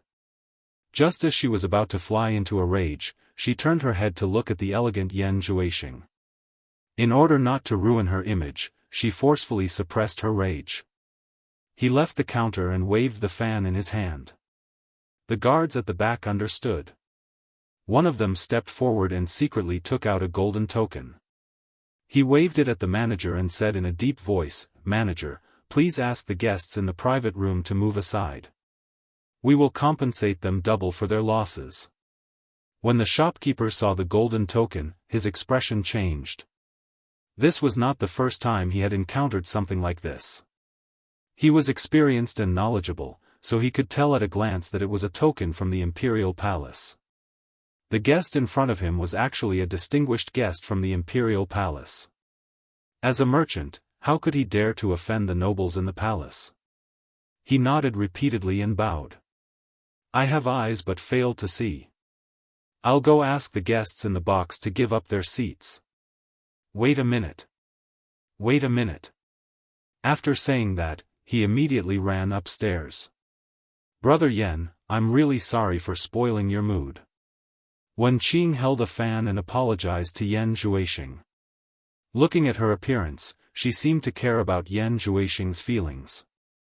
Yan Zhuixing smiled gently and said, "It's all right." Man Hu and his brothers looked at each other and smiled, not saying a word. Some things were just so coincidental. The people in the so-called best private room were none other than Yu Qianzhou and the other two. Just as the dishes were being served, the shopkeeper walked in with a smile and waved away the waiters who were serving the dishes. He cupped his hands at them and said, "Distinguished guests, I'm really sorry. I might have to trouble you to change your seats." "Change seats?" Guan Zhongkai was startled and said, "What do you mean?" He didn't understand at once. Looking out the window, Yu Qianzhou had some guesses in his heart. The princess of Baiwan country had arrived, and this was the best private room in the green residence. "I'm afraid it's related to that girl." The shopkeeper smiled bitterly and said, "I hope the distinguished guests can understand. It's really because a few distinguished guests from the palace have come and specifically asked for this private room. I have no choice but to do this. But don't worry, after changing seats, we won't charge a single cent for all expenses, it's all free." He also knew that customers who could afford to eat in such a high-class place wouldn't care about that little bit of money. What they ate was their mood. He could only bring up the distinguished guests from the palace and hope that they would back off in the face of difficulties, so as to avoid any unpleasantness. It's business. It's better to avoid trouble, harmony makes money. Yu Qianzhou sneered in his heart. As expected, it's related to that girl. Guan Zhongkai and Yu Lan's expressions changed at the same time. This was too much of a slap in the face. With their status in the cultivation world, it was the first time that they were forced to give up their seats for a meal in the secular world. However, Wen Lanfeng was quite powerful in the cultivation world today. Even the secular mortals of the Wen family enjoyed the protection of Wen Lanfeng, so they couldn't casually provoke him. If it were any other time, they would endure it and get over it. But today, it wasn't just them, there was also Niu Yud here. It was really a dilemma for the two of them. The shopkeeper saw that the two of them didn't look too good and knew that it wasn't good for the guests to say something like lowering their heads, so he comforted them with kind words. Hey! We can't afford to offend the emperor. Everyone, don't take it to heart. I'll arrange a better place for you. Just as he was about to turn around, he heard someone say, people from the palace? Is it someone from the Wen family? The shopkeeper turned around and saw that it was the person who had his back to him and was looking out the window. Looking at the situation in the room, this person was the one who could call the shots. He immediately replied, it should be someone from the royal Wen family. The guard is holding a token from the palace. Go tell them that even if the emperor of the Wen family comes, he won't dare to disturb me. Tell them to wait on the side and don't look for trouble, Yu Qianzhou said indifferently. Others might be afraid of Wen Lanfeng, but he really wasn't. Ah! The shopkeeper was surprised. Someone actually dared to say such treasonous words in the capital of Baiwan nation. If they weren't crazy, then they had a powerful background. But looking at these people, they clearly weren't crazy. Could there be someone more powerful than the emperor? This. The shopkeeper didn't know what to say. He had never seen someone who didn't even give face to the royal family. Seeing that Niu Yud had stood up for them, Guan Zhongkai and Yu Lan had nothing else to say. The latter said in a deep voice, hurry up and go. The shopkeeper suddenly felt his scalp go numb. He felt that he was in big trouble today. Neither side was easy to deal with. After responding, he didn't even know how he went downstairs. When he saw the people downstairs, he thought that he definitely couldn't afford to offend the royal family, so he simply pushed the responsibility away and said to the guard with a bitter face, I told the guests upstairs your identity, but they still refused to give up their seats. Yan Zhuixing, Man Hu, and the others looked at each other and felt a little strange. There were mortals in the secular world who dared to not give face to the royal family? Could it be people from the cultivation world? Wen Qing's pretty face turned cold and said, there's such a thing? Which family is so arrogant? Go, throw them out for me. The princess's temper completely exploded. Two guards immediately rushed upstairs, but after a while, they didn't even hear the sound of fighting. They saw two people directly thrown down from upstairs, knocking over two tables in the lobby. They lay on the ground motionless, and no one knew whether they were dead or alive. They had already made their move. Without waiting for the scholar, whose face had turned green, to say anything else, the other two guards pulled out their sabers with a schwa sound. They bent their knees and jumped straight up to the second floor.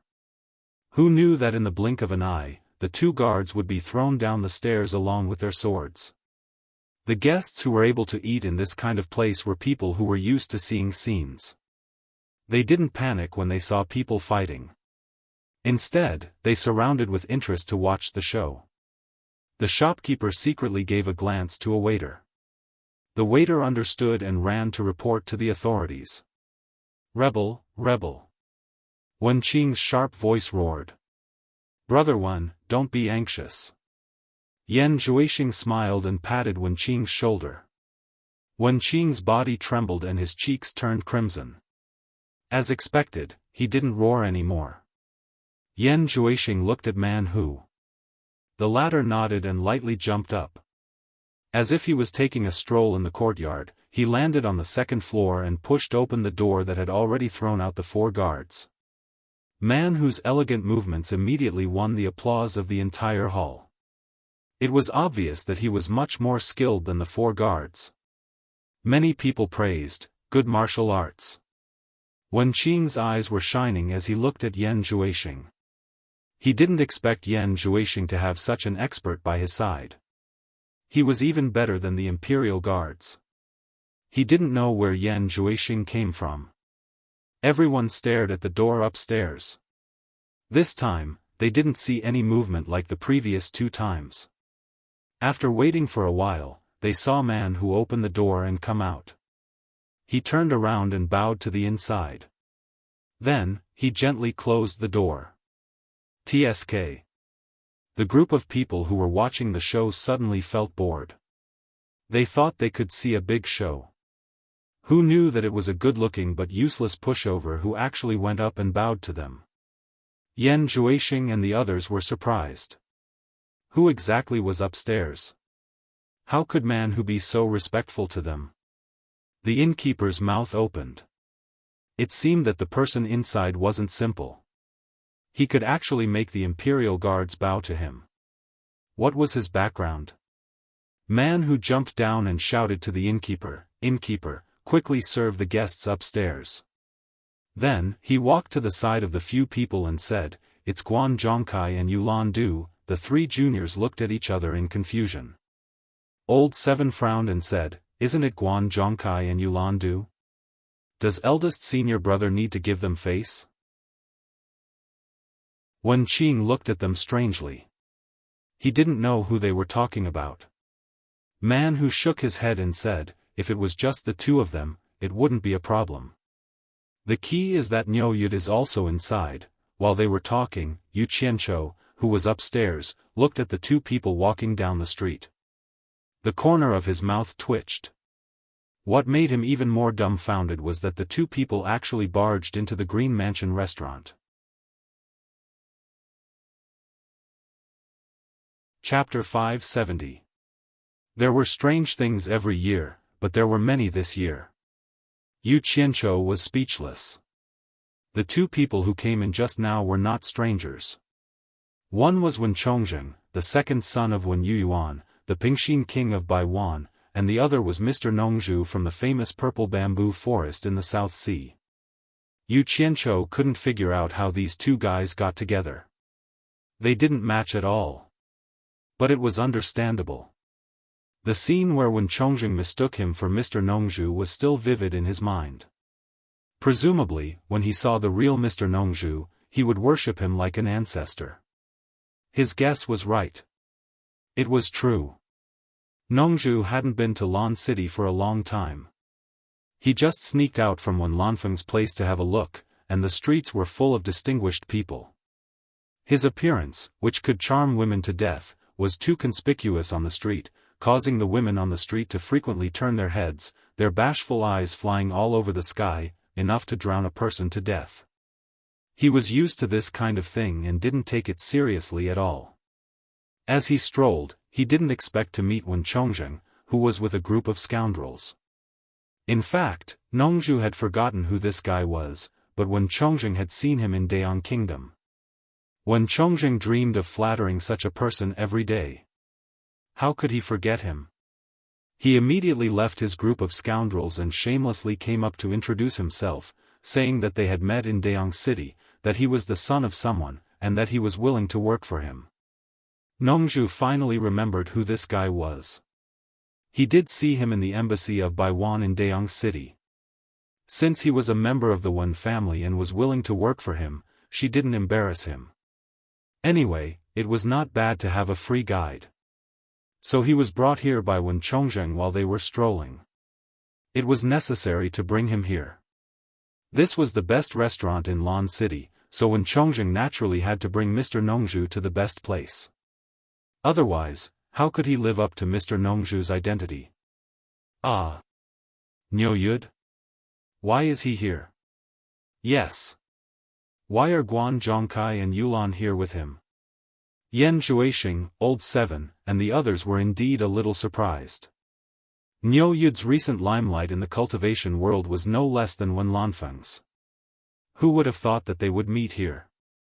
I was on my way to the World Chamber of Commerce and passed by here. Man Who explained. Hipster asked with a confused face, who are you talking about? Why haven't I heard of it before? However, all of them were deep in thought and none of them paid any attention to her, causing her to pout unhappily. However, after glancing at Yan Zhuixing, she endured it. At this moment, two people came in through the door. One of them shouted, "Manager, hurry up and give me the best private room. If you're late, I'll make you pay." The few of them looked over and were stunned. Only Yan Zhuixing did not recognize any of them. Wen Chongzheng was obviously a regular here, and the shopkeeper also knew him. He immediately ran over with a bitter face and saluted, "Little prince, you're here. That box has already been occupied, He couldn't finish his sentence. He was depressed. Why were all the people who came today so tough? What should he do? The people in the box even dared to attack the people from the palace. He really didn't know if they would give face to the little prince. Wen Chongzheng was about to get angry, but he found Hipster staring at him. They were stunned at the same time and almost said in unison, "Why are you here?" When Man Hu and his brother saw Nongzhu, they were even more stunned. Why did Mr. Nongzhu, who was famous in the cultivation world, come here? Nongzhu also looked at these guys with a tired face. When Hipster saw Nongzhu walking leisurely behind Wen Chongzheng, her face suddenly changed. She hurriedly bowed and saluted, "Hipster greets Mr. Nongzhu." She was frightened by the fake Nongzhu that Yu Qianzhou had impersonated. Although the real Nongzhu did not do anything to her, after she returned, her father, the emperor, was still furious because of that matter. If Wenbai hadn't pleaded for her, she would have been beaten to death by her father. She had never seen her father so angry with her. It was very scary. After being severely punished, she was grounded for a month. She finally understood what her uncle Wen Yuyuan said to her in Dayang City. "If you offend Mr. Nongzhu, even your father can't protect you." Hearing Hipster's words, Yan Zhuixing was stunned. He didn't expect that this person was Mr. Nongzhu, the owner of the purple bamboo forest in the South Sea. His eyes flashed. No wonder he was the most handsome man in the cultivation world, Mr. Nongzhu. His style was unparalleled. Man Hu and the others were also stunned. They didn't expect this woman to know Mr. Nongzhu. Although they were a little unhappy because they had been defeated by Nongzhu's disciple, Ze, they didn't dare to be disrespectful. After all, Nongzhu's cultivation was obvious. They immediately went over and saluted, "Greetings, Mr. Nongzhu." Yan Zhuixing naturally followed. "You little guys, why are you here?" "You're welcome." Nongzhu waved his hand casually. He was naturally qualified to call Man Hu and the others little guys. When the shopkeeper heard Hipster refer to herself as Hipster, he was startled. It turned out that this woman who came from the palace dressed as a man was actually the current princess. Who was this Mr. Nongzhu? Even the princess had to salute him. After knowing the identity of Hipster, he immediately knelt down and kowtowed, "Greetings, Your Highness." The group of onlookers also understood that it was the princess. So the people kneeling on the ground greeted the princess. Wen Chongzheng, who was standing aside, was suddenly in high spirits. It couldn't be better to meet the princess here. Once the princess brought the news that he was with Mr. Nongzhu back to the palace, it would definitely cause a great uproar. Even if he had nothing to do with Mr. Nongzhu, who would dare to look down on him? Just as he was holding back his excitement, he suddenly saw Mr. Nongzhu frowning at the people kneeling on the ground. He immediately woke up and hurriedly shouted to the shopkeeper, "Shopkeeper, clear these people out of here immediately." Hipster also noticed Nongzhu's reaction. He immediately raised his hand to the crowd and said, "No need to be so polite. Get up." The group of people thanked the princess and got up. They saw the shopkeeper leading a group of waiters to get rid of the crowd. They didn't even take the money, but just urged the crowd to leave. Some people were not happy at first. But when they thought that the princess was here and the little prince was here, no one dared to disturb them. They left immediately. This was the difference between the common people and the nobles. Obviously, Nongzhu didn't expect that eating would make such a big noise. His face was slowly showing his unhappiness. Wen Chongzheng was shocked. He shouted to the shopkeeper again, "Shopkeeper, have you cleared the box I asked for? Take us there quickly." This. The shopkeeper was about to cry. The people upstairs even dared to beat the princess's people. He didn't dare to offend them. He had to bow to Hipster for help. "Your Highness, please say something." Hipster glanced at Nongzhu. Her eyes suddenly lit up.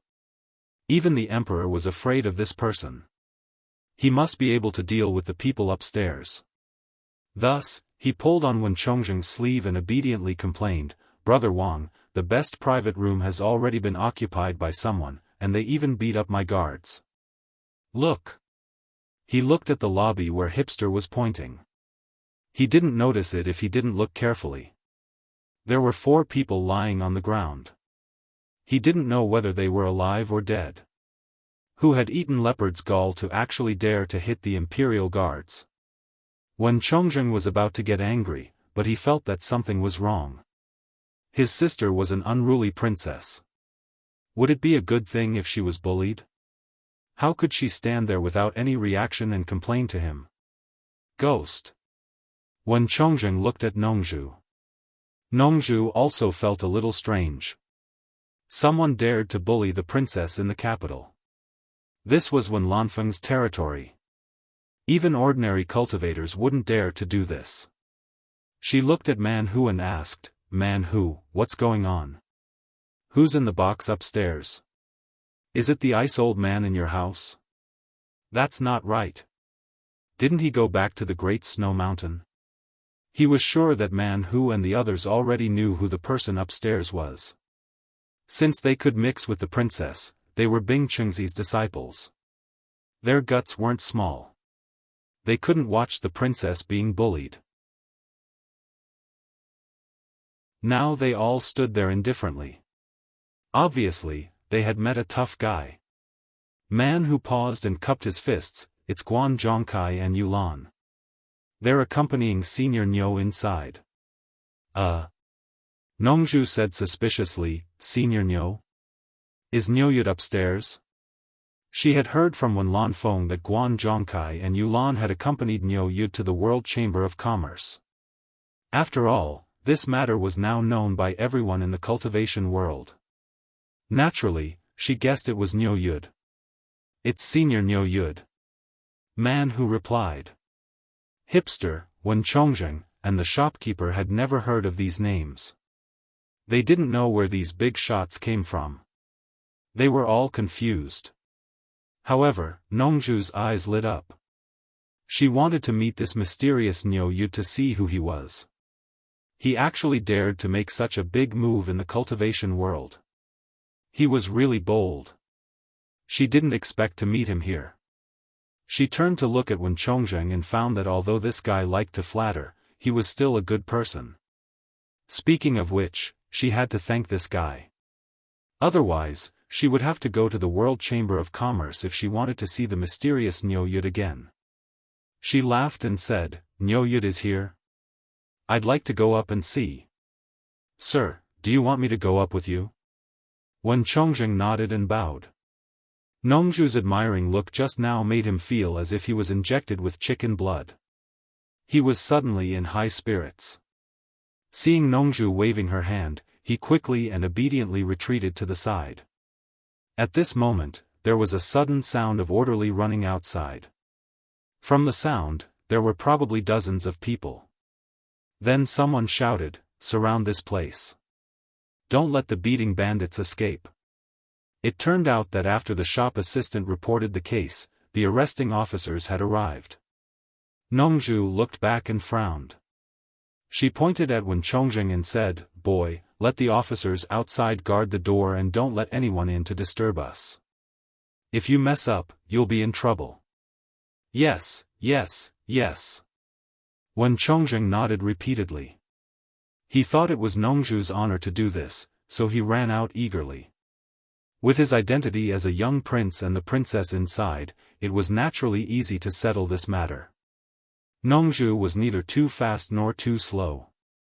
She slowly walked up the stairs with her hands behind her back.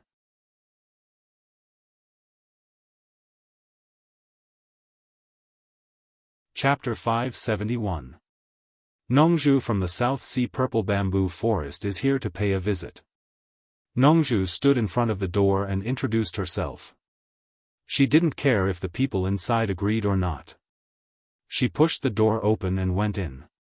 As soon as she went in, Guan Zhongkai and Yulan both bowed and said, "Nice to meet you, Mr. Nongzhu." Nongzhu waved her hand and her eyes fell on the back of the figure at the window. This figure was so familiar. And that arrogant posture, she had seen it more than once or twice. It was exactly the same as someone. Nongzhu's face gradually darkened and she said in a low voice, "Get out of here, both of you." Guan Zhongkai and Yulan looked at each other. They knew she was talking about them. The strange thing was that Nongzhu was polite just now. Why did she turn hostile in the blink of an eye? But from what she said, Nongzhu seemed to know Niu Yud. They didn't go out immediately. Instead, they looked at Niu Yud. To them, Niu Yud was much scarier than Nongzhu. Yu Qianzhou looked out of the window and couldn't help smiling bitterly. Was there a need to say it? Nongzhu obviously recognized him at a glance. It was not easy to hide one's identity in front of familiar people. "You go out first. I have something to say to Mr. Nongzhu," Yu Qianzhou said calmly. "Yes." Guan Zhongkai and Yulan retreated respectfully, closing the door behind them. Nongzhu's face twitched. What was going on? Yin Baikong's disciple and Shengguan Taiping's disciple were so obedient to Yu Qianzhou. Nongzhu was speechless when she thought of the three enemies fighting in Daong Kingdom. This guy really knew how to torment people. After setting up a sound barrier in the room, Nongzhu sat in front of the table and said coldly, "I was wondering where Niu Yud came from." "So it's you. Should I call you Niu Yud or Yu Qianzhou?" In fact, he had long suspected that Niu Yud was Yu Qianzhou. It was just that the rumor that Niu Yud was a soul formation expert made him unconvinced.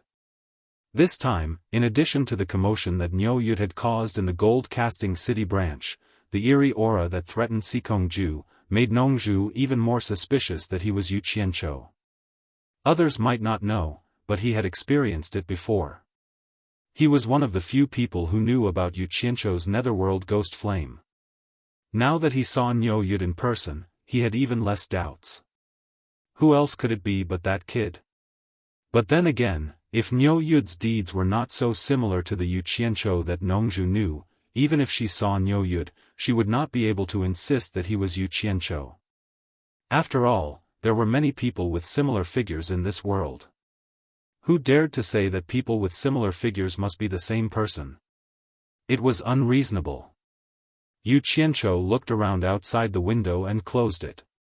He turned around and bowed, "Senior Nongzhu, long time no see, I missed you so much." As he spoke, he fiddled with the dishes on the table and filled the empty cup in front of Nongzhu with wine.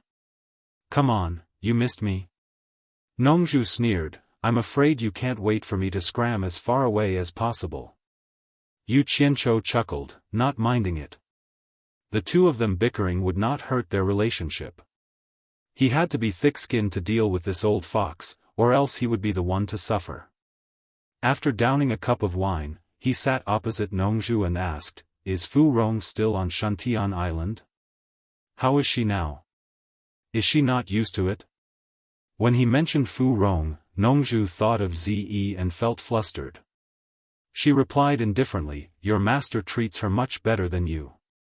He personally gave her a middle-grade spiritual treasure and has approved her to live on Shantian Island.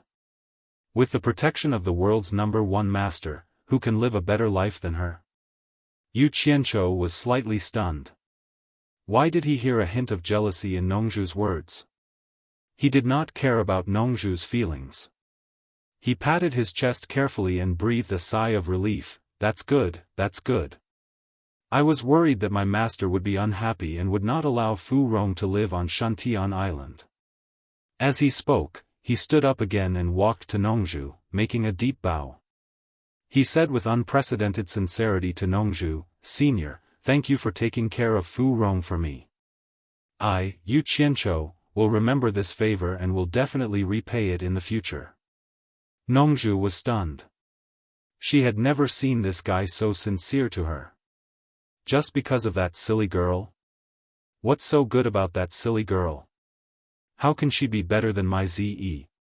He swallowed his saliva with difficulty and asked disapprovingly, "Look at how serious you are. Is hibiscus really that good?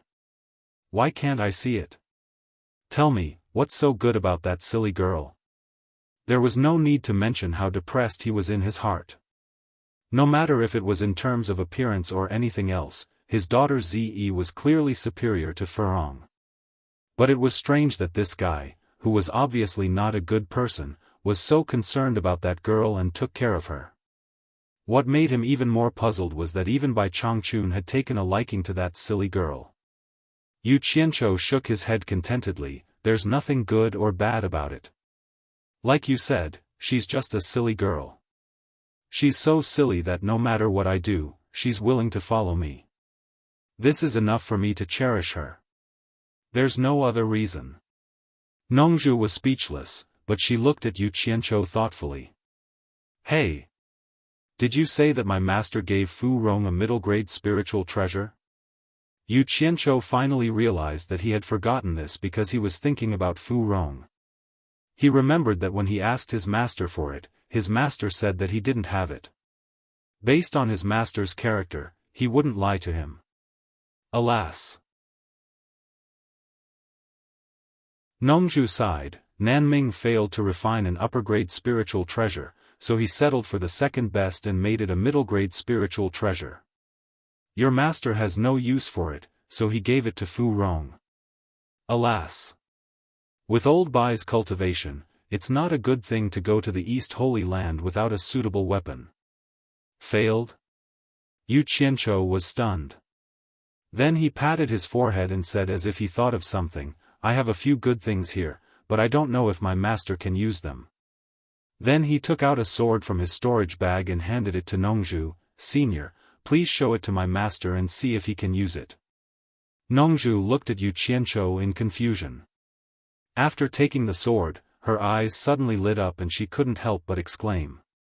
She stood up and stroked the sword. The sword was cold to the touch, and there were undecipherable ancient patterns on it. The whole sword didn't look luxurious, and it looked very low-key and old. But with Nongzhu's cultivation, she immediately felt that there was a huge momentum inside it. Once it was activated, it would be invincible. Good sword. Nongzhu couldn't help but praise it. She held it in her hand and shook it. She wanted to test its power, but found that she couldn't control it. When she injected her divine sense into it to check, she couldn't help but gasp, "What a powerful remnant divine sense. It can actually resist the invasion of my divine sense. I can't even expel it with my cultivation." Then she suddenly raised her head and stared at Yu Qianzhou with a solemn face. She asked, "This sword is definitely comparable to a top-grade spiritual treasure. Brat, tell me honestly, whose sword is this?" Yu Qianzhou patted his chest and said, "Of course it's my sword. If it's not mine, how can I give it to my master? Don't talk nonsense with me." A cold light flashed across Nongzhu's hand and rested on Yu Qianzhou's neck. She narrowed her eyes and said threateningly, "This sword obviously has an owner, but its spiritual mind has been damaged, which means that the original owner of this sword is no longer in this world. Even so, such a powerful remnant divine sense is definitely not something you can have. I didn't expect that there was someone with such a high cultivation in this world. Tell me honestly, whose sword is this?" Before Yu Qianzhou could answer, Nongzhu suddenly understood and said, "I see. You pretended to be me, and now you pretended to be Niu Yud. I guess the original owner of this sword is a person named Niu Yud. Yu Qianzhou was stunned. He thought that this guy's imagination was too rich. Seeing that there was no way to deny it, he honestly pointed to the sky. What do you mean? Nongzhu asked suspiciously. Alas. I'm afraid you won't believe me even if I tell you. Yu Qianzhou gently pushed away the sword on his neck and said with a wry smile, I got this sword in the mist forest. It belongs to an immortal in the immortal world. Can you believe it? Mist forest? Nongzhu suddenly became energetic and said excitedly, yes. I heard that you were able to break into the mist forest. Your master even asked me to ask you what's going on. Tell me quickly, what's the matter with the treasure left by the demon of swords? He casually pulled a chair and sat down. My master asked you to ask this? Yu Qianzhou scratched his head awkwardly. He knew that no matter how ridiculous Nongzhu was, she would never use his master, Bai Changchun, to talk nonsense. It was most likely that his master really asked him to ask. Generally speaking, although Nongzhu was not a good person, she was still trustworthy when it came to serious matters. But the key point was that he made up the name of the demon of swords. An honest person like him could not possibly admit that he was lying. After thinking for a while, he felt that it was not a big deal. He only said that because he was forced to fight back. He did not do anything wrong. Hence, from the moment he was hunted down to the moment he charged into the misty forest, he recounted everything he had seen and heard. However, he still concealed the fact that he had the golden bead to detoxify the poison. It was the only thing that could save his life. As a person drifting in the world, he had to leave a way to protect himself. Yu Qianzhou described the process of being chased as extremely miserable. It was simply a path of blood and tears. It was as pitiful as one could imagine. In the end, he was forced into a dead end and risked his life to break into the horrifying mist forest. Nongzhu was sometimes moved and sometimes her eyes were filled with murderous intent.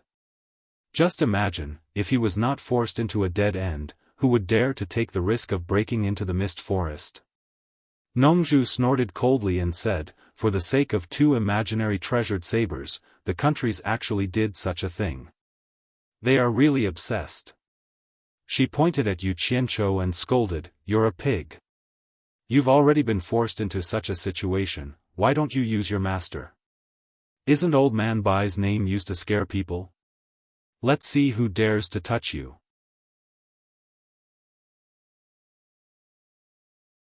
Chapter 572.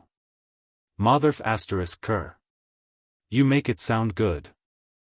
*************************************************************************************************************************************************************************************************************************************************************************1 Disciple. When have I ever scared you? Yu Qianzhou cursed silently. But he said proudly, they're just a bunch of scums. There's no need to bring up my master. Nongzhu couldn't help looking at his arrogance. She thought to herself, like master, like disciple. Although this kid's character is not good, he is similar to Bai Changchun in some ways. No wonder old Bai accepted him as his disciple. When she heard Yu Qianzhou say that he killed more than 2,000 cultivators without even blinking, Nongzhu was even more shocked. Nongzhu secretly clicked her tongue. Old Bai was indeed cruel and merciless. Nongzhu was dumbfounded and shook her head in disbelief. The legendary immortal ascension stage is in the mist forest. Unbelievable. So the colorful fog is called the soul-transforming smoke. Even an immortal can't resist it. It's really vicious. By the way, why aren't you afraid of the soul-transforming smoke? Who knows? If you ask me, who should I ask? Yu Qianzhou picked up his chopsticks and ate happily. With food in his mouth, he stammered, I guess it has something to do with the skill I'm practicing. My master said that the skill I'm practicing is the most sacred skill between heaven and earth. It's just the soul-transforming smoke. The most sacred skill between heaven and earth? Nongzhu's face was full of envy. She carried the sword on her shoulder and said patiently, Yu Qianzhou, what's the name of your skill? Can you show me your incantation? You can ask my master. I can't make the decision. Yu Qianzhou smoothly mentioned by Changchun. Nongzhu was speechless. However, her eyes were fixed on the fine steel bracelet on Yu Qianzhou's left wrist. Yu Qianzhou threw the sword into his storage bag. His body flashed. Before he knew what was going on, he found that the bracelet on his wrist was gone. He immediately roared, "Nongzhu, what are you doing? Give it back to me." Nongzhu turned a deaf ear to him. She took the bracelet and injected her divine sense into it to check it.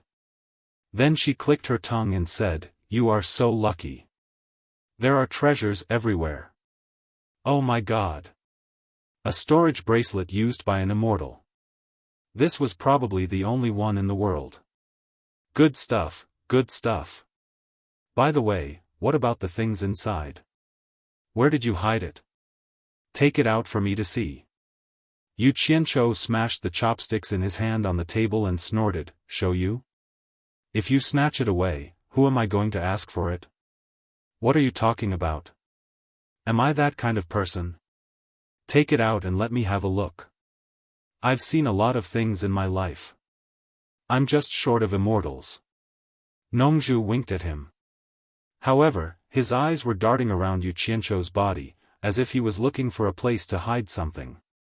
Recalling the scene of Yu Qianzhou taking out the sword from the storage bag, he dashed over without hesitation and grabbed the storage bag. However, after shaking it out for a long time, there were only a few spiritual stones. Nongzhu was stunned. "Don't tell me you've hidden a few more storage bags with you? I'm afraid that I'll meet someone like you who hides all the valuable things." Yu Qianzhou stretched out his hand in disdain. "Give me back the bracelet. Why are you so stingy? You've hidden a lot of treasures, but you don't need this. Give it to me to play with for a while. I'll give it back to you when the time comes." Nongzhu played with the bracelet fondly and put it on his wrist. He was quite satisfied with it. To be honest, he really liked it. Other than being an item from the immortal realm, it was really practical. Which cultivator wouldn't like such a large storage space? Give it back to me when the time comes? He didn't know how long he would have to wait. Yu Qianzhou looked at him coldly and said indifferently, "I can give it to you, but you have to give me something in exchange. I heard from Ze that the purple bamboos in the South Sea purple bamboo forest can produce spiritual energy. I want half of them." "What?" Nongzhu suddenly realized and said, "No, not even one." "Humph. I knew that you love bamboo as much as your life." Yu Qianzhou raised his eyebrows and said, "Now you know who's stingy. I'm giving you treasures from the immortal realm in exchange for your bamboos. I'm at a disadvantage, but you won't even give me one." Nongzhu smiled embarrassedly and touched the bracelet on his wrist. He suddenly sighed and said, "It's not that I want it. I just want to find a unique treasure for Ze as a dowry." Yu Qianzhou looked at his lonely face and knew that he didn't seem to be lying. He opened his mouth and was stunned for a while. Then he asked curiously, "As a dowry for Ze? Is Ze going to marry someone? Who is she going to marry? Which family does she belong to? How can she be liked by you, Mr. Nongzhu? Tell me and see if I know her or not. If I don't know her, at least let me know in advance so that I won't offend my own people." Bang! Nongzhu banged the table and shouted, "It's none of your business who she marries. F***ck. You snatched my stuff and still turned against me." Yu Qianzhou was also angry. He banged the table and shouted even louder, "It's none of my business. Give me back the bracelet. Why should my treasures be used as a dowry for your daughter? What kind of logic is this? Who cares about your treasures? Even if you give me 10,000 treasures, they can't compare to my Ze." Nongzhu's face was livid and he threw the bracelet on his wrist. Yu Qianzhou caught it with one hand and his arm became numb. He gritted his teeth and put the bracelet back on his wrist. He sneered and said, it's good that you don't care about it. It's not like I have too many treasures to spend. I don't believe that anyone will complain about having too many treasures. While they were quarreling, Guan Zhongkai and Yulan Du were chatting with Man Hu and others downstairs. They didn't know that the two people upstairs had turned against each other. After the quarrel, Nongzhu sat there in the box with a dull face and didn't say a word. "I'm so angry, you old bastard."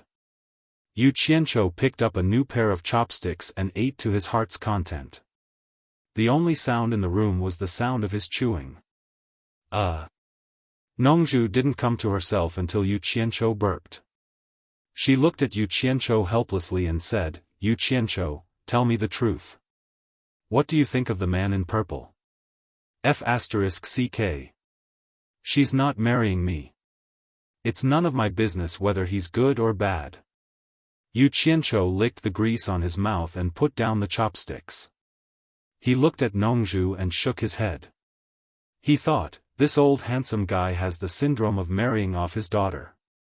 "I won't argue with you, a patient." He picked up the tea and poured it into his mouth.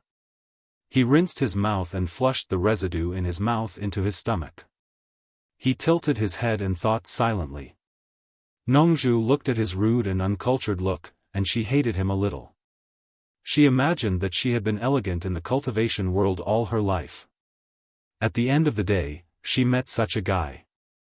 It was karma. Yu Qianqiu thought for a while. Suddenly, he stretched his head and said suspiciously, "Is Ze really going to get married? Why didn't I hear anything about it before?" "Well, a grown girl can't be kept at home. I can't keep her for a lifetime." Nongzhu nodded slightly and then asked expressionlessly, "You seem to care a lot about Ze. Why? What do you think about her getting married?" Yu Qianqiu rolled his eyes on the spot, with a look of, "What can I think?" But he still said, "A grown girl can't be kept at home. You're right. You finally figured it out. That's the reason. Seriously, who is she going to marry? Tell me about it first. You know, I often get into conflicts with others. If I meet your son-in-law, I'll hit him too hard and accidentally. Well, you know." But in his heart, he was thinking. Damn it, he didn't know whose son Nongzhu liked. He must have a powerful background. Damn it. He could use Nongzhu to build a good relationship with him. Maybe he would be a good helper. Hey! No, why did Nongzhu suddenly come to buy one country? Now she inexplicably said that Ze was going to get married. Did Wen Lanfeng have a son or a grandson? Never heard of it. Well, it shouldn't be a grandson. If so, the seniority between Nongzhu and Wen Lanfeng would be reduced by one generation for nothing. If Nongzhu and Ze knew what he was thinking, they would probably torture him to death on the spot. Oh! Nongzhu raised her eyebrows and sneered, "You're so cunning. Don't tell me that you've been thinking about Ze for a long time. Now you want to find out who Ze is going to marry from me, and then you can hurt her." Yu Qianqiu was dumbfounded when he heard that. He then clapped and said, "My God. Senior Nongzhu, you're really daring. But don't think too much. Let me tell you this." Yu Qianqiu stood up and said happily, "Ze. She's really good looking. Since she's going to get married, I'll admit it honestly. I did have some thoughts about her at the beginning. But don't get me wrong. It's not love. It's purely because she's beautiful. Well, we're both men, you know, so I'm a little tempted." Seeing that Nongzhu was a little crazy, he quickly waved his hands and said, "Don't get me wrong. Let me finish." Yu Qianqiu shook his head and sighed, "Let me tell you this. I had some thoughts about her at the beginning, but I immediately extinguished it. To be honest, I'm not afraid to let you know that I have 3 or 4 women, not just Farong. Because I know that even if I have feelings for Ze, you will definitely not agree to a man who has several women like me and Ze. In addition, because of your relationship with my master, I can't afford to offend you. Naturally, I gave up the idea early. So, you can rest assured that no matter who Ze marries, based on our relationship, I will only sincerely bless her and will never do anything to hurt your son-in-law. That's a bit unreliable. Anyway, I'm a dignified man. My character is not as bad as you think. Bang! No one knew when Nongzhu's hand had touched the teacup on the table, but it was suddenly crushed by him. Yu Qianzhou was startled and couldn't help asking, "What's wrong with you?" Nongzhu's face turned black. She couldn't help trembling and said, "What did you say? You said that you have 3 or 4 women other than Furong? Is what you said true?"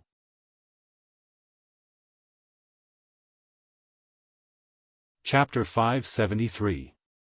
Yu Qianzhou revealed an expression of, "You don't understand me," and solemnly replied, "Don't look down on me just because I do things in a flashy manner. There's nothing I can do about it. I'm actually a very low-key person. Women belong to me. I am sincere to each of them. I don't need to show them off just to prove that I am a man. I only told you this because you asked me. Otherwise, would have kept my mouth shut."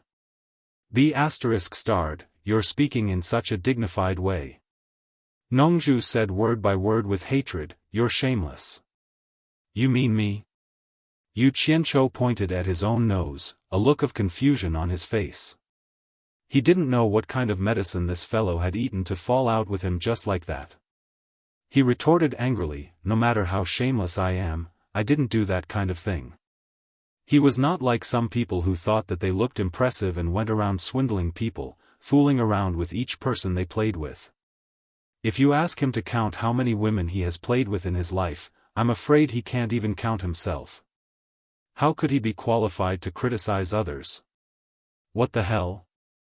I've never seen such a shameless person before. Bah! Bang, bang! Nongzhu turned the table upside down. The tableware such as bowls, chopsticks and plates fell on the ground. She pointed at him and shouted, "Who are you talking about?" When Yu Qianzhou turned hostile, he was also someone who wouldn't be swayed by force or persuasion. He immediately sneered and said, "I'm talking about whoever did that kind of thing. Poor thing."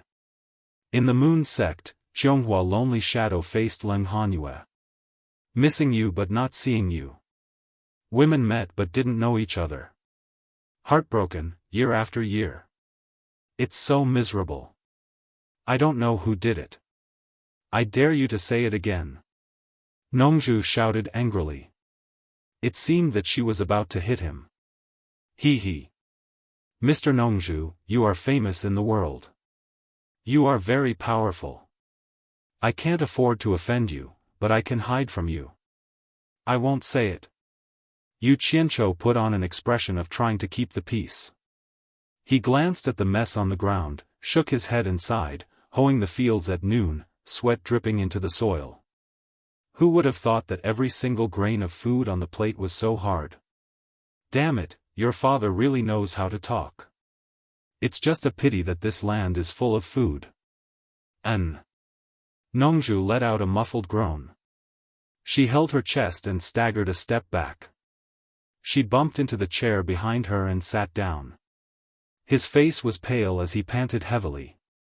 His eyes were bloodshot as he stared at Yu Qianzhou without blinking. Today, he finally witnessed what it meant to be sharp-tongued. His head buzzed, and he felt the blood in his chest rising. He almost spat something out because he couldn't hold it in. His lips were tightly shut, and he couldn't speak even if he wanted to. Yu Qianzhou was stunned. He secretly smacked his tongue and reflected on himself. Oh my God. Back then, I made a nascent soul cultivator vomit blood in Ongquangsung. Am I going to make a soul formation cultivator vomit blood today? The higher the cultivation, the better the ability to piss people off. Wasn't it a bit too much? After all, he was not an outsider. But he shouldn't have gone too far. He also understood that people who had reached such a high level of cultivation would have opened up all the blocked meridians long ago. It was a small matter for them to be injured. But once they were so angry that they vomited blood, it would be a big problem. They were even more terrible than ordinary people. If their qi and blood were in disorder, their meridians would be damaged. It was not much different from being possessed by the devil during cultivation. It would take a long time to recuperate if it was light. But if it was heavy, their cultivation would be destroyed. It was not a joke. Don't be angry. If you want to scold me, I'll let you scold me. I won't fight back when you hit me or scold me. Yu Qianzhou sincerely admitted his mistake. Then he asked weakly, "Are you all right?" Nongzhu's hand that had just been put down pressed on his chest again. His chest was rising and falling rapidly.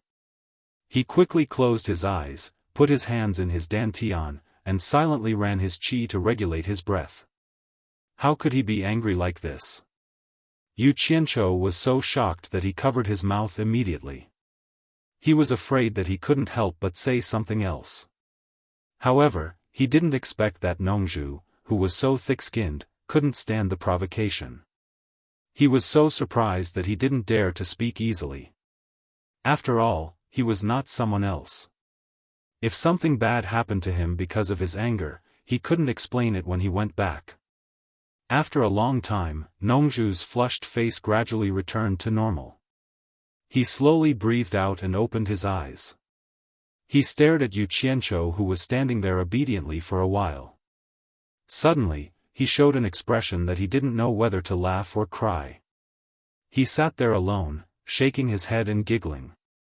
He had never thought that someone could actually anger him to this extent. Good Lord! Every word was like a knife, piercing the soft spot. It was really a deep attack. Even his cultivation at the middle stage of Huashan realm almost couldn't bear it. Who would believe it? His smile didn't matter, but it scared Yu Qianzhou. Was he so angry that he became stupid? That would be a big sin. Yu Qianzhou was a little scared and asked carefully, "Senior Nongzhu, are you okay?" He asked the question 3 times, but he was still giggling. He was completely panicked. He flashed over and grabbed Nongzhu's wrist to check his body. Bang! Nongzhu slapped his hand away, stood up, and scolded him fiercely, "What are you doing? You want me to die early, don't you? Let me tell you, it's impossible for me to die. Even if you die, I will still be alive and kicking. Damn, I'm so angry." Yes, I was wrong," Yu Qianzhou nodded and bowed, patted his chest and said, "Damn, I was scared to death." When he was too angry, he became much calmer and didn't think so impulsively. Nongzhu regained his calmness. Looking at him with a lingering fear, a trace of warmth flashed through his eyes, and then he became indifferent again. He said, "It's rare. You didn't want me to die early. What are you talking about? I'm so honest. I burn incense and pray for you whenever I have the time, and I wish for nothing more than for you to live a long and healthy life." Yu Qianzhou said these kind words in a heartwarming manner. He was truly afraid that this paper-thin guy would do something bad again. Now he found that Nongzhu's mental age was really different from his actual age. Wasn't he being childish? Stop. Nongzhu was angry and funny at the same time. She said, "You are so busy, and you still have time to burn incense and pray for me? What were you doing just now?" Yu Qianzhou wanted to defend himself, but he was worried that Nongzhu would be irritated again. So he swallowed his words and corrected himself. He said, yes. I deeply recognize my mistake, and I will change. I'm sure you will be satisfied. Is it really karma? This is fate. Nongzhu shook her head helplessly. Glancing at the mess on the ground, she relaxed and stared at Yu Qianzhou. She sighed and said, "Don't talk nonsense anymore. I have something to tell you." You can tell Z when you find the right opportunity. I believe you can seize this opportunity.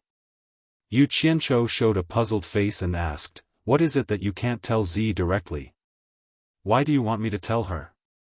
Is it about the relationship between you two, father and daughter? Nongzhu shook her head sadly and said, it doesn't matter whether Z recognizes me as her father or not, because I didn't really fulfill my responsibility as a father. I'm really ashamed of her. You can tell her that her father's name is Xiaoyao, and I, Nongzhu, am just her teacher. What I want you to tell her is the past of her father, Xiaoyao, and her mother, Zhonghua Fairy. She has the right to know this. I can't hide it from her forever. Yu Qianzhou's eyes lit up. It was interesting to gossip about a handsome man and a beautiful woman. However, seeing Nongzhu's unprecedentedly lonely expression, he had to restrain himself so as not to irritate her again. He nodded and said, I will try my best to live up to your trust. It was a beautiful day. We met in the green mountains and clear waters, and we fell in love at first sight. Everything seemed so beautiful, and I really fell in love with her. However, such a beautiful beginning couldn't end well, which was beyond my expectation. Nongzhu's handsome face was full of confusion about the past. He traveled across time and space and slowly told the story of the past that had been covered in dust. Some things are destined, and you can't avoid it even if you want to. It turned out that Nongzhu really fell in love with Zhonghua Fairy at first sight. He didn't just play with her like other women, but really wanted to be with her forever. Therefore, he planted the crystallization of their love in Zhonghua Fairy's body. Otherwise, with his cultivation, how could Zhonghua Fairy get pregnant so easily? In fact, from the beginning, Nongzhu knew that Zhonghua Fairy was a cultivator and thought she was an individual cultivator. However, with the latter's cultivation, she couldn't tell that Nongzhu was also a cultivator. Since Zhonghua Fairy didn't mention her identity as a cultivator, Nongzhu didn't tell her either. At that time, Nongzhu was blinded by blind love. He only hoped that they could be equal and didn't want to compete with each other. Therefore, he didn't tell her that he was a master in the Huashan realm. He didn't want to scare Zhonghua Fairy more or less. After going through the long life of mortals, he was used to seeing too much deception and was somewhat tired of it. He just wanted the love between them to be purer and less distracting. He thought that maybe Zhonghua Fairy also thought the same, so she didn't tell him that she was a cultivator. He thought that with their relationship, it would be a great surprise when they told each other the truth. Because the love between the two of them would not be limited by their lifespans and be too short. Just think about it, how could they not be pleasantly surprised? Nongzhu had already thought about it. Once they knew each other's cultivator identity, he would take Zhonghua Fairy back to the South Sea Purple Bamboo Forest and live a carefree life. After Ze was born, Nongzhu was overjoyed. But at this time, Zhonghua Fairy suddenly told Nongzhu that she was a cultivator. She was a disciple of the Moon Clan. Nongzhu didn't care about her identity. With her cultivation, she could take away a disciple from the Moon Clan and no one would dare to stop her. But what Zhonghua Fairy wanted to say was that apart from being a disciple of the Moon Clan, she was also the successor of the next leader of the Moon Clan.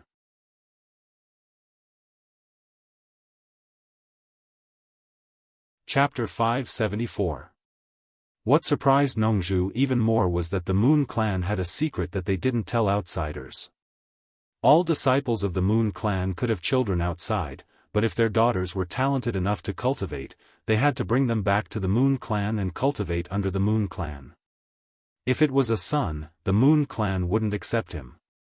It was better to let the man carry on the family line.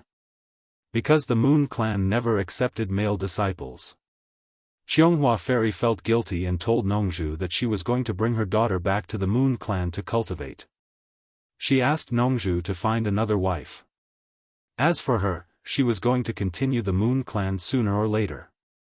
She couldn't spend the rest of her life with an ordinary person like him. One could imagine how angry Nongzhu was at that time. He had lived a carefree life among the flowers for half of his life, and it was not easy for him to settle down and give his heart to her. He did not expect this to be the result. She felt like she was cheated. Plus, with her cultivation and status in the cultivation world, how could she allow her daughter to cultivate in a small moon clan? That was the biggest joke in the world. With her cultivation of the soul formation state, she couldn't teach her daughter better than a small moon clan. Plus, Nongzhu couldn't let her daughter follow in the footsteps of her mother. Nongzhu didn't care about the leader of the Moon Clan. Nongzhu wanted to kill her way to the Moon Clan and raze the entire Moon Clan to the ground. But thinking about it, she felt that it would be too easy for Xiaofan Fairy. She lied to her so badly. If a man who didn't fall in love easily found out that he was cheated after falling in love, the consequences would be terrible. Plus, he was a very powerful and capable man. Nongzhu was determined to let Xiaofan Fairy taste the feeling of being cheated.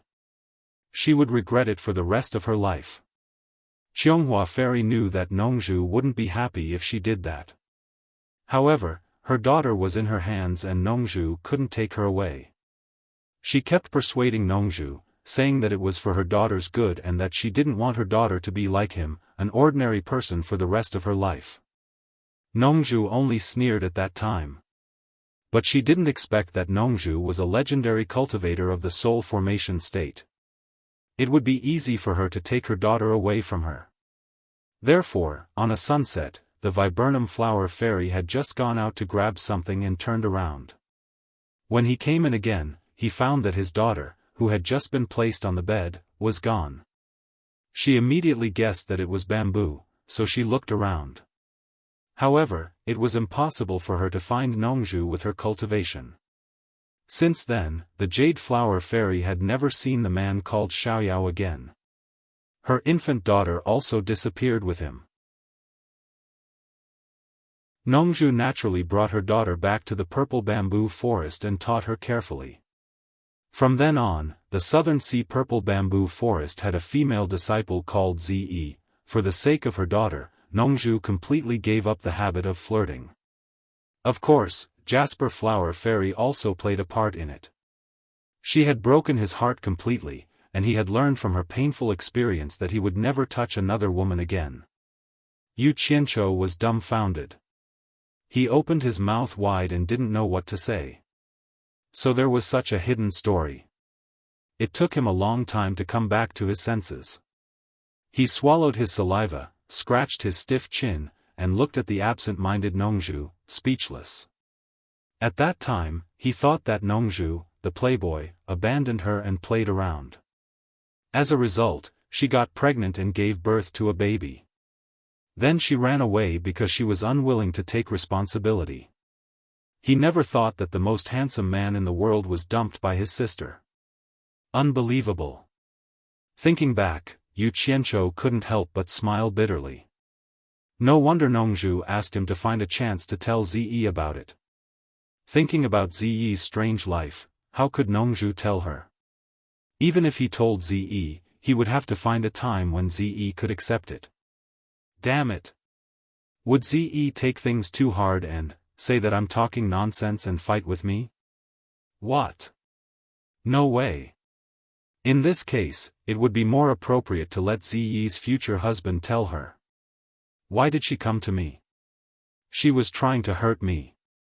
Yu Qianqiu pinched his chin and his face twitched. Ahem. That. Senior Nongzhu, I think. Nongzhu slowly turned around and said, "What do you think?" Yu Qianqiu scratched his head and smiled bitterly. I think that, this kind of words. I think Ze's closest person should tell her. Think about it. No one else can find a good chance for Ze to accept. Only the person closest to her can find a chance. Don't you think so? For example, the man Ze is going to marry, right? It doesn't seem appropriate for me to tell her. To be honest, I'm a little scared. Let's see then. Just keep this in mind for now. By the way. Nongzhu sneered and said, the man Ze is going to marry also has 3 or 4 women. I'm a little worried. I'm afraid Ze will be wronged in the future. What do you think I should do? Damn it! Why don't you just let Ze marry me? Don't let the goodies flow to others. Yu Qianzhou cursed in his heart. But thinking about it, maybe in Nongzhu's eyes, his future son-in-law was one of his own, and he, Yu Qianzhou, was an outsider. Thinking about it, he was a little angry. He immediately patted his chest and said, "That's easy. As long as you say it, I'll find a way to do it for you. It's just 3 or 4 women. If you want to kill me, just say it. I promise you'll do it without anyone knowing. Your son-in-law will never suspect you."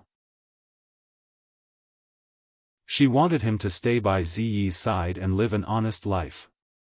If he dares to marry me in the future, as long as I know it, I promise I'll make Ziyi unique. If he keeps doing it, I don't mind making him a eunuch. The corner of Nongzhu's mouth twitched. She smacked her lips and said, "I believe you. You're the best at doing this kind of thing. It won't be a problem for you." Her words made Yu Qianzhou a little unhappy. What did she mean by, "I'm the best at doing this kind of thing"? He curled his lips and said, "Senior Nongzhu, I never do this kind of thing. Only when you say it, I'll do my best. This is called keeping promises and valuing credibility. Forget it. It's fine as long as you have the heart." Nongzhu waved her hand and asked, "If I want to marry my daughter to him, should he give me a betrothal gift first? How much do you think I should accept to marry my daughter to him?" "Yes, yes." Yu Qianzhou nodded and said, "You're kidding. Mr. Nongzhu is famous in the cultivation world. Your daughter is even more precious than him. How can the betrothal gift not be enough? By the way, is your future son-in-law rich?" Nongzhu thought for a while and said slowly, "Rich. There are many treasures. Any one of them is a rare treasure. But that guy is a miser. I'm afraid it's a little difficult for him to take out a big gift. Any one of them is a rare treasure?" Yu Qianzhou's eyes lit up and he swallowed his saliva with difficulty. He couldn't stop clicking his tongue in his heart. I knew it. The son-in-law that Nongzhu likes must be from a powerful family. I don't know who he is. If I want to build a relationship with him in the future, even if he's a miser, I'll pluck some of his feathers. F***ck. Yu Qianzhou said indignantly, "The richer a man is, the more stingy he is. He doesn't even want to give a big gift to his wife. It's reasonable for a poor man like me. Why won't he give a big gift even if he has money? How can you swallow this? Tell me who the bastard is. I'll avenge you sooner or later." He had already begun to plan in his heart. After torturing the World Chamber of Commerce, his next stop would be Nongzhu's rich son-in-law. Speaking of him, I'm full of anger. I don't want to talk about him. By the way, what about you? Nongzhu asked. What about me? Yu Qianzhou didn't know why he asked this. Nongzhu said with a fake smile, "I'm marrying my daughter. Aren't you going to give her a gift? F***ck. You don't have the ability to get your son-in-law's betrothal gift. Why do you want me to give a gift? Is there anyone who asks for a gift from a guest before they even get married? I'm so easy to bully." Yu Qianzhou curled his lips and said with a smile, "That one came in a hurry. He didn't bring anything good with him. How about this? On the day of Ziyi's marriage, I'll definitely bring a gift to congratulate her." "No, you have to receive the gift before you get married," Nongzhu said seriously. "Receive a gift in advance?" Yu Qianzhou scratched his head and said suspiciously, "How come I didn't know there was such a rule in the cultivation world? This is the rule of my southern sea purple bamboo forest." Nongzhu's face stiffened. Then, he thought of a suitable reason and explained, "Furthermore, you're very busy. When the time comes, you won't even know where I'm going to inform you. While I'm here, it's good to receive the gift in advance. Don't tell me that you're so stingy that you won't even give a gift when Ze gets married. Hee hee. What are you saying? Am I that stingy? I'm just thinking about what I should give her. Yu Qianzhou said perfunctorily. However, after thinking about the close relationship between him and Ze, it would be a little inappropriate to give an ordinary gift. Subconsciously, he touched the storage bag on his waist and found that it was gone. Only then did he remember that it was taken away by Nongzhu and was lying on the ground. Nongzhu had already checked it. If he took something out from it, it would be a little inappropriate. So, he smiled at Nongzhu and put one hand into the clothes on his chest. He pulled out another storage bag from under his armpit. Nongzhu's eyes twitched. She thought to herself, there's another storage bag on her body. Yu Qianzhou reached into his storage pouch and pulled out a sword with simple and unadorned patterns. He held it in his hand and examined it. But then, his regretful expression turned resolute. He said straightforwardly, "This sword is the same style as the one I gave to my master. They're both treasures of that immortal. Since Ze is getting married, I have nothing to say. I'll congratulate her with a generous gift. Senior Nongzhu, you won't say that I'm stingy, will you?" As he said this, he held the sword with both hands and handed it over. "I sincerely wish Ze a happy life." Nongzhu's eyes lit up. She took it and touched it. As expected, it was not inferior to the one she gave to Bai Changchun. She couldn't help but praise, "Good sword."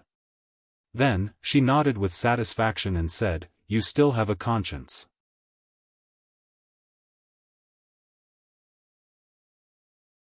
Chapter 575. Hee hee. The gift is too small. As long as you are satisfied. Yu Qianzhou laughed happily. He didn't realize that he had sold himself. Nongzhu sheathed her sword and inexplicably felt relieved. It was as if the courage that had been on her shoulders had finally been removed. She looked at Yu Qianzhou again and thought of the day when Ze bullied him on Shantian Island. She suddenly felt refreshed. Can't catch you? Someone can. You will suffer in the future. Yu Qianzhou suddenly found a strange smile on Nongzhu's lips. His heart skipped a beat and he immediately became alert.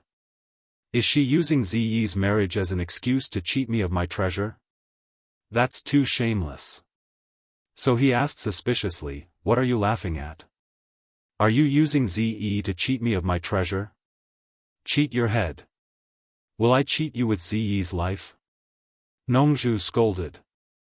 She felt angry and funny looking at this guy. No matter how cunning he was, he would still have a blind spot when thinking about problems. This guy's EQ was extremely low. As for his low EQ, Yu Qianzhou had actually discovered it himself. Since his previous life, he had been living in deception and killing. He didn't have the mood to play romantic and delicate love.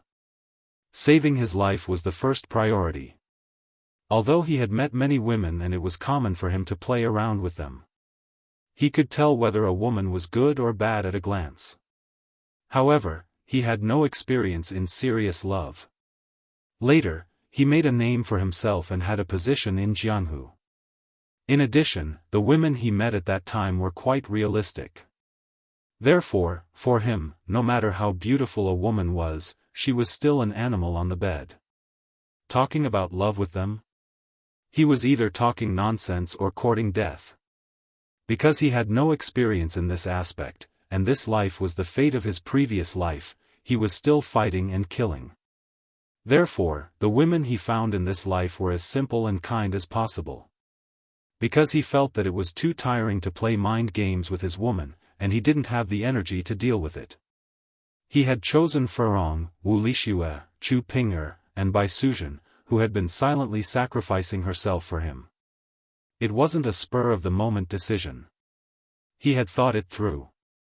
Among the three women who had a romantic relationship, only Chu Ping'er had a complicated life experience. However, it was a dream that led him to join the cultivation world, and he instinctively wanted to protect this dream. As for Furong and Wu Lixue, they were two simple and pure women. So what if he said they were stupid? In short, he liked them very much. Wasn't Bai Suzhen the same? She was a woman who only knew how to treat him well. It was also because of these women who did not hold him back that he could do whatever he wanted in the cultivation world without any worries. In fact, the reason why he didn't bring the women together was because he was worried that they would clash and cause trouble for him, and he didn't have time to deal with them.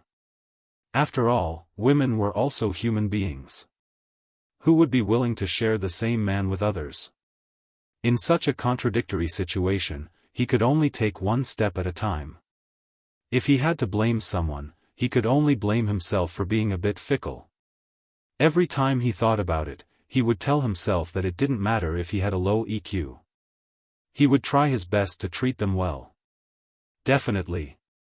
Of course, a low EQ didn't mean that he was an idiot. For a woman like the enchantress who dared to love and hate openly, how could he not know her feelings? However, some things were difficult for him to accept. It was really difficult, and it was better for him to avoid it. Hee. I was just saying. I didn't mean anything else. Don't be angry. Hearing Nongzhu's scolding, he agreed with a silly smile. It was true. Nongzhu would not cheat others with Ziyi's life. Otherwise, she would not be Nongzhu. It seemed that Ziyi was really going to get married. What a pity.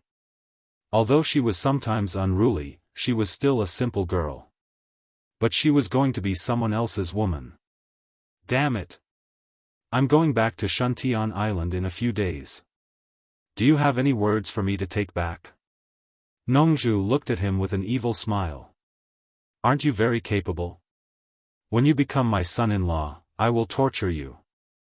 Let's see if you still have any temper then. Now he had thought it through.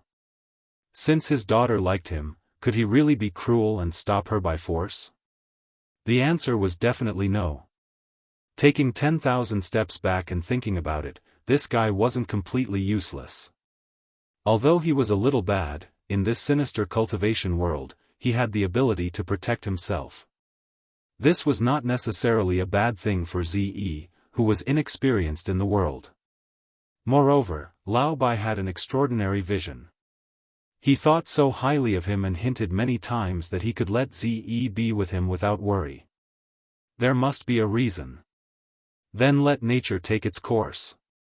In fact, what moved Nongzhu the most was Yu Qianzhou's care for Furong. He had always wanted to find a man for his daughter. He was the type who could take good care of his daughter. But who told him to act too late, and another woman had already beat him to it? But who could see that this bad guy had such a disgusting side? Could he blame himself for making a mistake?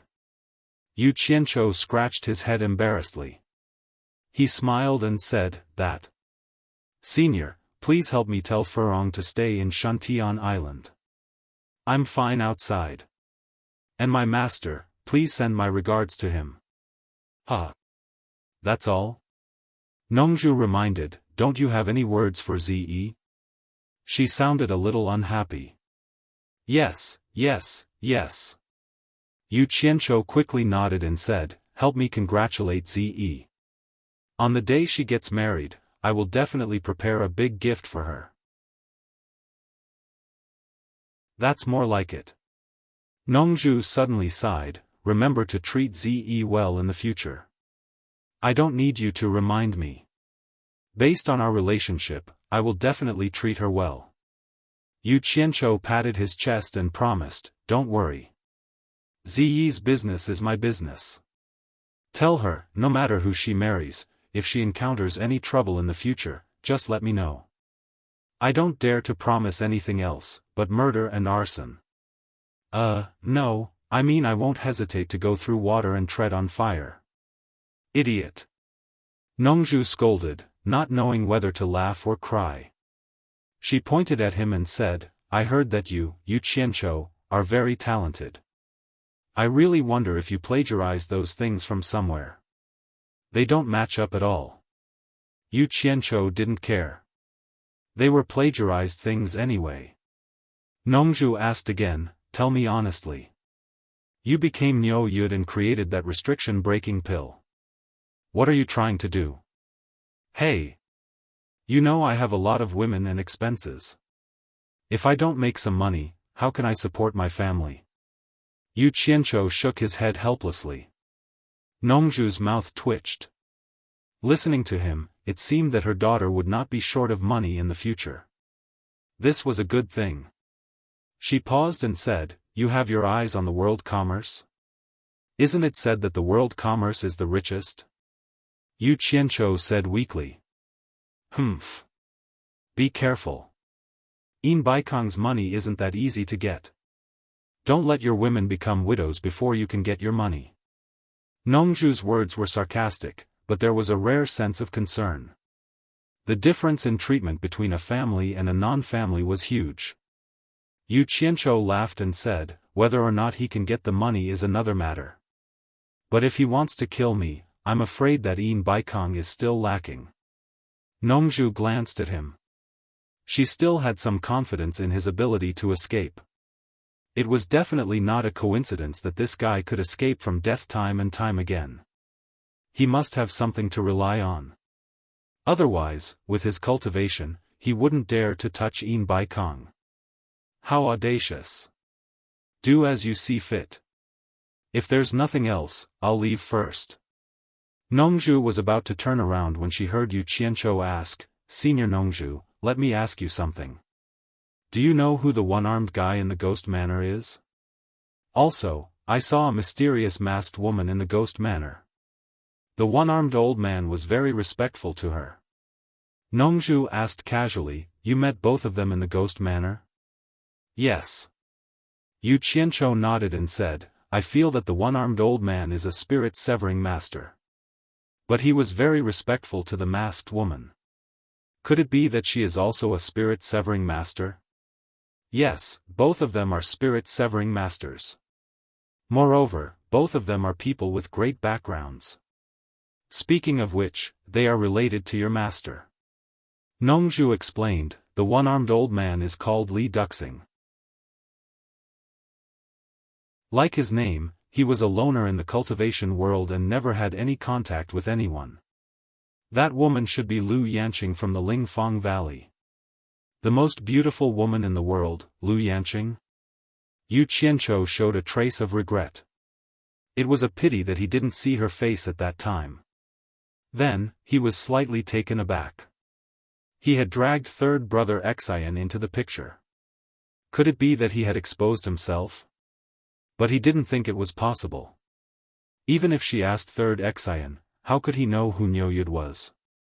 At most, he would think that he was talking nonsense to confuse people. But he didn't know that third Xian had asked his master about the origin of this method after he saw the horror of his absorbing stars technique. Lu Yanqing didn't know either. But when she saw Niu Yud fight in the ghost manor, she guessed that he was Yu Qianzhou. Nongzhu saw that he was tempted by her beauty and snorted, what? Are you interested in Lu Yanqing? No, no. I just want to see what the most beautiful woman in the world looks like. Don't get the wrong idea. Yu Qianzhou waved his hands awkwardly and quickly changed the topic, Lu Yanqing, I know you had a conflict with my master. What's the relationship between Li Duxing and my master? 500 years ago, Li Duxing was also a proud man with extraordinary aptitude. At that time, he had just broken through from the middle stage of spirit severing to the last stage of spirit severing. But he didn't know how proud he was. Instead, he went to challenge your master directly, bypassing the other 9 of the top 10 masters. Don't you know what kind of person your master is? As a result, he was seriously injured by your master on the spot.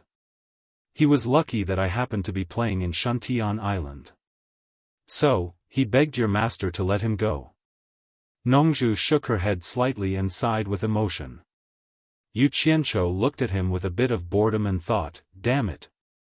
My master is a villain, but you are a good guy. You are like Song Jiang in time. No wonder he is so popular in the cultivation world. Everyone owes him a favor. Nongzhu continued, in fact, I have never dealt with Li Duxing. I only heard of his name. We don't know each other. He was very arrogant when he broke into the demon ghost realm and was very rude to me. To be honest, I didn't want to save him at that time. Later, I saw that he was beaten so badly by your master that he almost didn't look like a human and lost one of his arms. Finally, I couldn't bear to see him like that, so I saved him. But when I saved him, I found that he was unconscious. There were more than 80 holes in his body because of your master's finger. He was so miserable. He is completely relying on his profound cultivation to hang on to his last breath. Based on my ability, there is no way I can save him. I had to send him to Lu Yanqing in Lingfang Valley.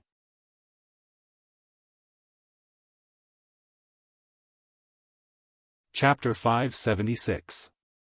Yu Qianqiu asked in surprise, he's already injured like that, but Lu Yanqing still saved him? Nongzhu shook her head and said, I don't know. I didn't know that Li Duxing was still alive until I heard that he appeared in Ghost Village. He should have been saved by Lu Yanqing. With an injury like that, I reckon that other than Lu Yanqing's wonderful hands, no one else would be able to save him. But I heard that his cultivation dropped from the last stage of Huashan realm to the early stage of Huashan realm. I don't know if his cultivation has improved after all these years. Tut tut. In this case, that one-armed old fart owes you a life-saving grace. Yu Qianqiu said with a chuckle. He was still in a coma and didn't know that I saved him. What's more, I didn't contact him and I don't want him to owe me anything. When I handed him over to Lu Yanqing, I told Lu Yanqing not to tell him that I saved him. I think Li Duxing doesn't know about it. Nongzhu said lightly. Oh. Yu Qianqiu made a long "oh" sound, which seemed to say, I didn't know that you are so noble and unquestionable. You did a good deed without leaving your name. Nongzhu ignored his sarcastic tone and reminded him, so many years have passed. I don't know what Li Duxing thinks about what happened that year. Be careful when you meet him in the future. Don't let him know that you are Bai's disciple. If he still holds a grudge against you, I'm afraid he will hurt you. I see. Yu Qianqiu nodded. Suddenly, he frowned and seemed to think of something. He asked seriously, what's the relationship between you and Wen Lanfeng? Hearing this, Nongzhu looked at him seriously and warned, don't you dare have any bad ideas about Wen Lanfeng. This time, he didn't hesitate to fall out with the 6 masters and use them to show his power. It's all because he promised me and your master that he would support you in Shantian Island. Don't be so ungrateful. Needless to say, I'm not a person who returns kindness with ingratitude. Yu Qianqiu frowned and said in a low voice, but he lost to master, I don't know if he will have other thoughts. Other than being infatuated with Lu Yanqing, he is an upright person, and his relationship with me is not bad. Since you promised me to take care of you, you won't play tricks behind my back. You're trustworthy. Nongzhu asked suspiciously, what are you trying to say? It's like this. Yu Qianqiu asked, when you came up just now, did you see the young man beside Man Hu? You mean the boy at the early stage of nature's test? Nongzhu asked. That's right. That person is the traitor of the Chinese cultivation world, Yan Zhuixing, one of the Yan father and son who retreated to the everlasting island. I didn't expect him to come here. It's really suspicious. Yu Qianqiu said with a frown. Oh. So it was him. Nongzhu joked, I heard that you and he were sworn enemies in the Chinese cultivation world. Yu Qianqiu ignored his sarcasm. A fierce light flashed in his eyes. He squinted slightly, stared at Nongzhu, and said slowly, help me kill him. You want me to kill Yan Zhuixing? Nongzhu stared at him up and down in surprise for a while, and then said with a smile, no. Don't you claim to be the best master below the Huashan realm? You've killed several masters at the late stage of nature's test. Yan Zhuixing is just at the early stage of nature's test. It's easy for you to kill him. What's more, I heard that Yan Zhuixing was defeated by you when he was in the Chinese cultivation world. He should be no match for you. Why do you want me to help you kill him? It should be a kind of intuition. I don't know why, but I always feel that he will be a great disaster if he stays, and we must eradicate him as soon as possible. By the way, I remember something. Yu Qianzhou asked, do you remember that Z and I once held a sword drawing contest in the Chinese cultivation world? I've heard a little about it. Nongzhu nodded slightly, and carefully observed the expression on Yu Qianzhou's face. She found that his expression was very serious when he talked about Yan Zhuixing. This made him take it seriously. He thought to himself that this guy was not afraid of anything and even dared to kill masters at the Huashan realm, but he was afraid of a cultivator at the early stage of nature's test. It was really puzzling. You also know that the two swords were condensed by the ghost fire of the netherworld. During the sword drawing contest, one of Manhu's junior brothers was killed by the black fire. But do you know how evil Yan Zhuixing is? Yu Qianzhou still had some lingering fear when he thought of the scene at that time. Yan Zhuixing's extremely cold eyes, after a pause, he continued, that guy is not afraid of the black fire, and he even inhaled the evil spirit released by the black fire as oxygen.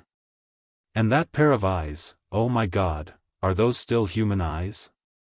Damn, they are so evil. Z also saw it at that time. You can ask her if you don't believe me. There is such a thing. Nongzhu was also shocked. Others did not know the power of the black fire, but she had personally entered the 9th Netherworld cave and the Sea of Netherworld. Even though she was at the middle stage of Huashan realm, she did not dare to stay in front of the Sea of Netherworld for too long.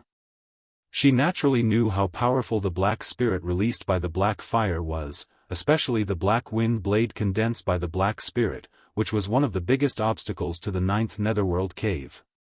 But Yan Zhuixing was only at the early stage of nature's test. He was not afraid of the ghost fire of the netherworld, and he could even absorb the black spirit. Even Bai Changchun was afraid of it, but he was not afraid of it. It would be strange if Nongzhu was not shocked. Yu Qianzhou snorted fiercely, I don't care how evil he is. It is better to eliminate the root of the problem than to nip it in the bud. With my cultivation, I can't find a chance to do it now, otherwise I would have done it long ago. So, please help me get rid of him as soon as possible. A ruthless character was revealed without a doubt. Nongzhu was stunned by his look. She thought, Old Bai is cruel and merciless, but this guy is not only cruel and merciless, but also fierce and unscrupulous. Where did he learn all these? I can't help you with this. Nongzhu shook her head slowly and said, Yan Zhuixing is one of the main figures in the war against the Wuxia cultivation world with the support of various countries. I promised them that I would not interfere in the war between them and the Wuxia cultivation world. Once I help you kill Yan Zhuixing, I will break the promise I made. Yu Qianzhou stamped his feet in exasperation and said, Hey! Why are you so pedantic? I didn't ask you to do it openly. You could have killed him secretly. With your cultivation, killing him would be a piece of cake. If you did it secretly, no one would know it was you. Go to hell as far as you can. Nongzhu was a little embarrassed and said, Do you think I am like you? I do things by hook or by crook. I will definitely keep my promise to others. This is my bottom line as a person. Yu Qianzhou was speechless for a while. Then he bowed and tried to persuade her with good intentions, let's not talk about the hatred between me and him. He will seek revenge on me sooner or later. But I really have a very strong feeling that you may not believe it if I say it. When I saw him in the saber drawing contest, I had a very strong premonition that this guy will become a scourge of the Wuxia cultivation world sooner or later. Just think of it as getting rid of the scourge of the Wuxia cultivation world. He had a premonition that Yan Zhuixing would become a scourge of the Wuxia cultivation world, and Yan Zhuixing had a premonition that he would meet him in by one country. I don't know whether these two guys are telling the truth or not. Anyway, it is a little mysterious. Nongzhu snorted and smiled. This guy is fooling me again. He obviously wants to use me to get rid of the dissidents, but he uses a premonition as an excuse. If he wants to fool me, he should find a better reason. I think you will become a scourge of the Wuxia cultivation world sooner or later. No, you are already a scourge of the Wuxia cultivation world. Wherever you go, there will be chaos and no peace. Even if what you said is true, I will not break my bottom line. Nongzhu shook her head unmoved. F***ck. Yu Qianzhou couldn't help swearing. But he was still not reconciled. He rolled his eyes and said, "Wait, since you have a good relationship with Wen Lanfeng, there is something I have to remind you. If you have something to say, just say it. Don't beat around the bush." Nongzhu said impatiently. "Did you notice when you passed by just now?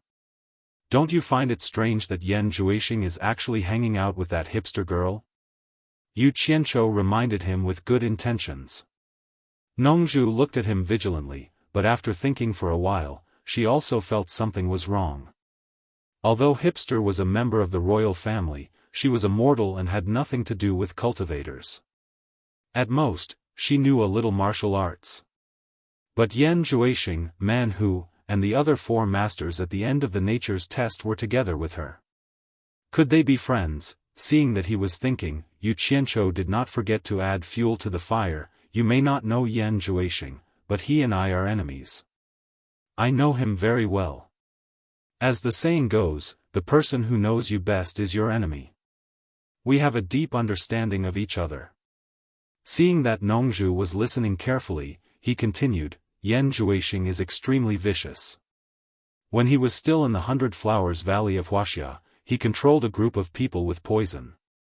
The most terrifying thing was that he had somehow found the long-lost, primordial soul-stripping technique, and had been secretly controlling the cultivators of the cultivation world for his own use. Later, he used those people to burn, kill, and loot.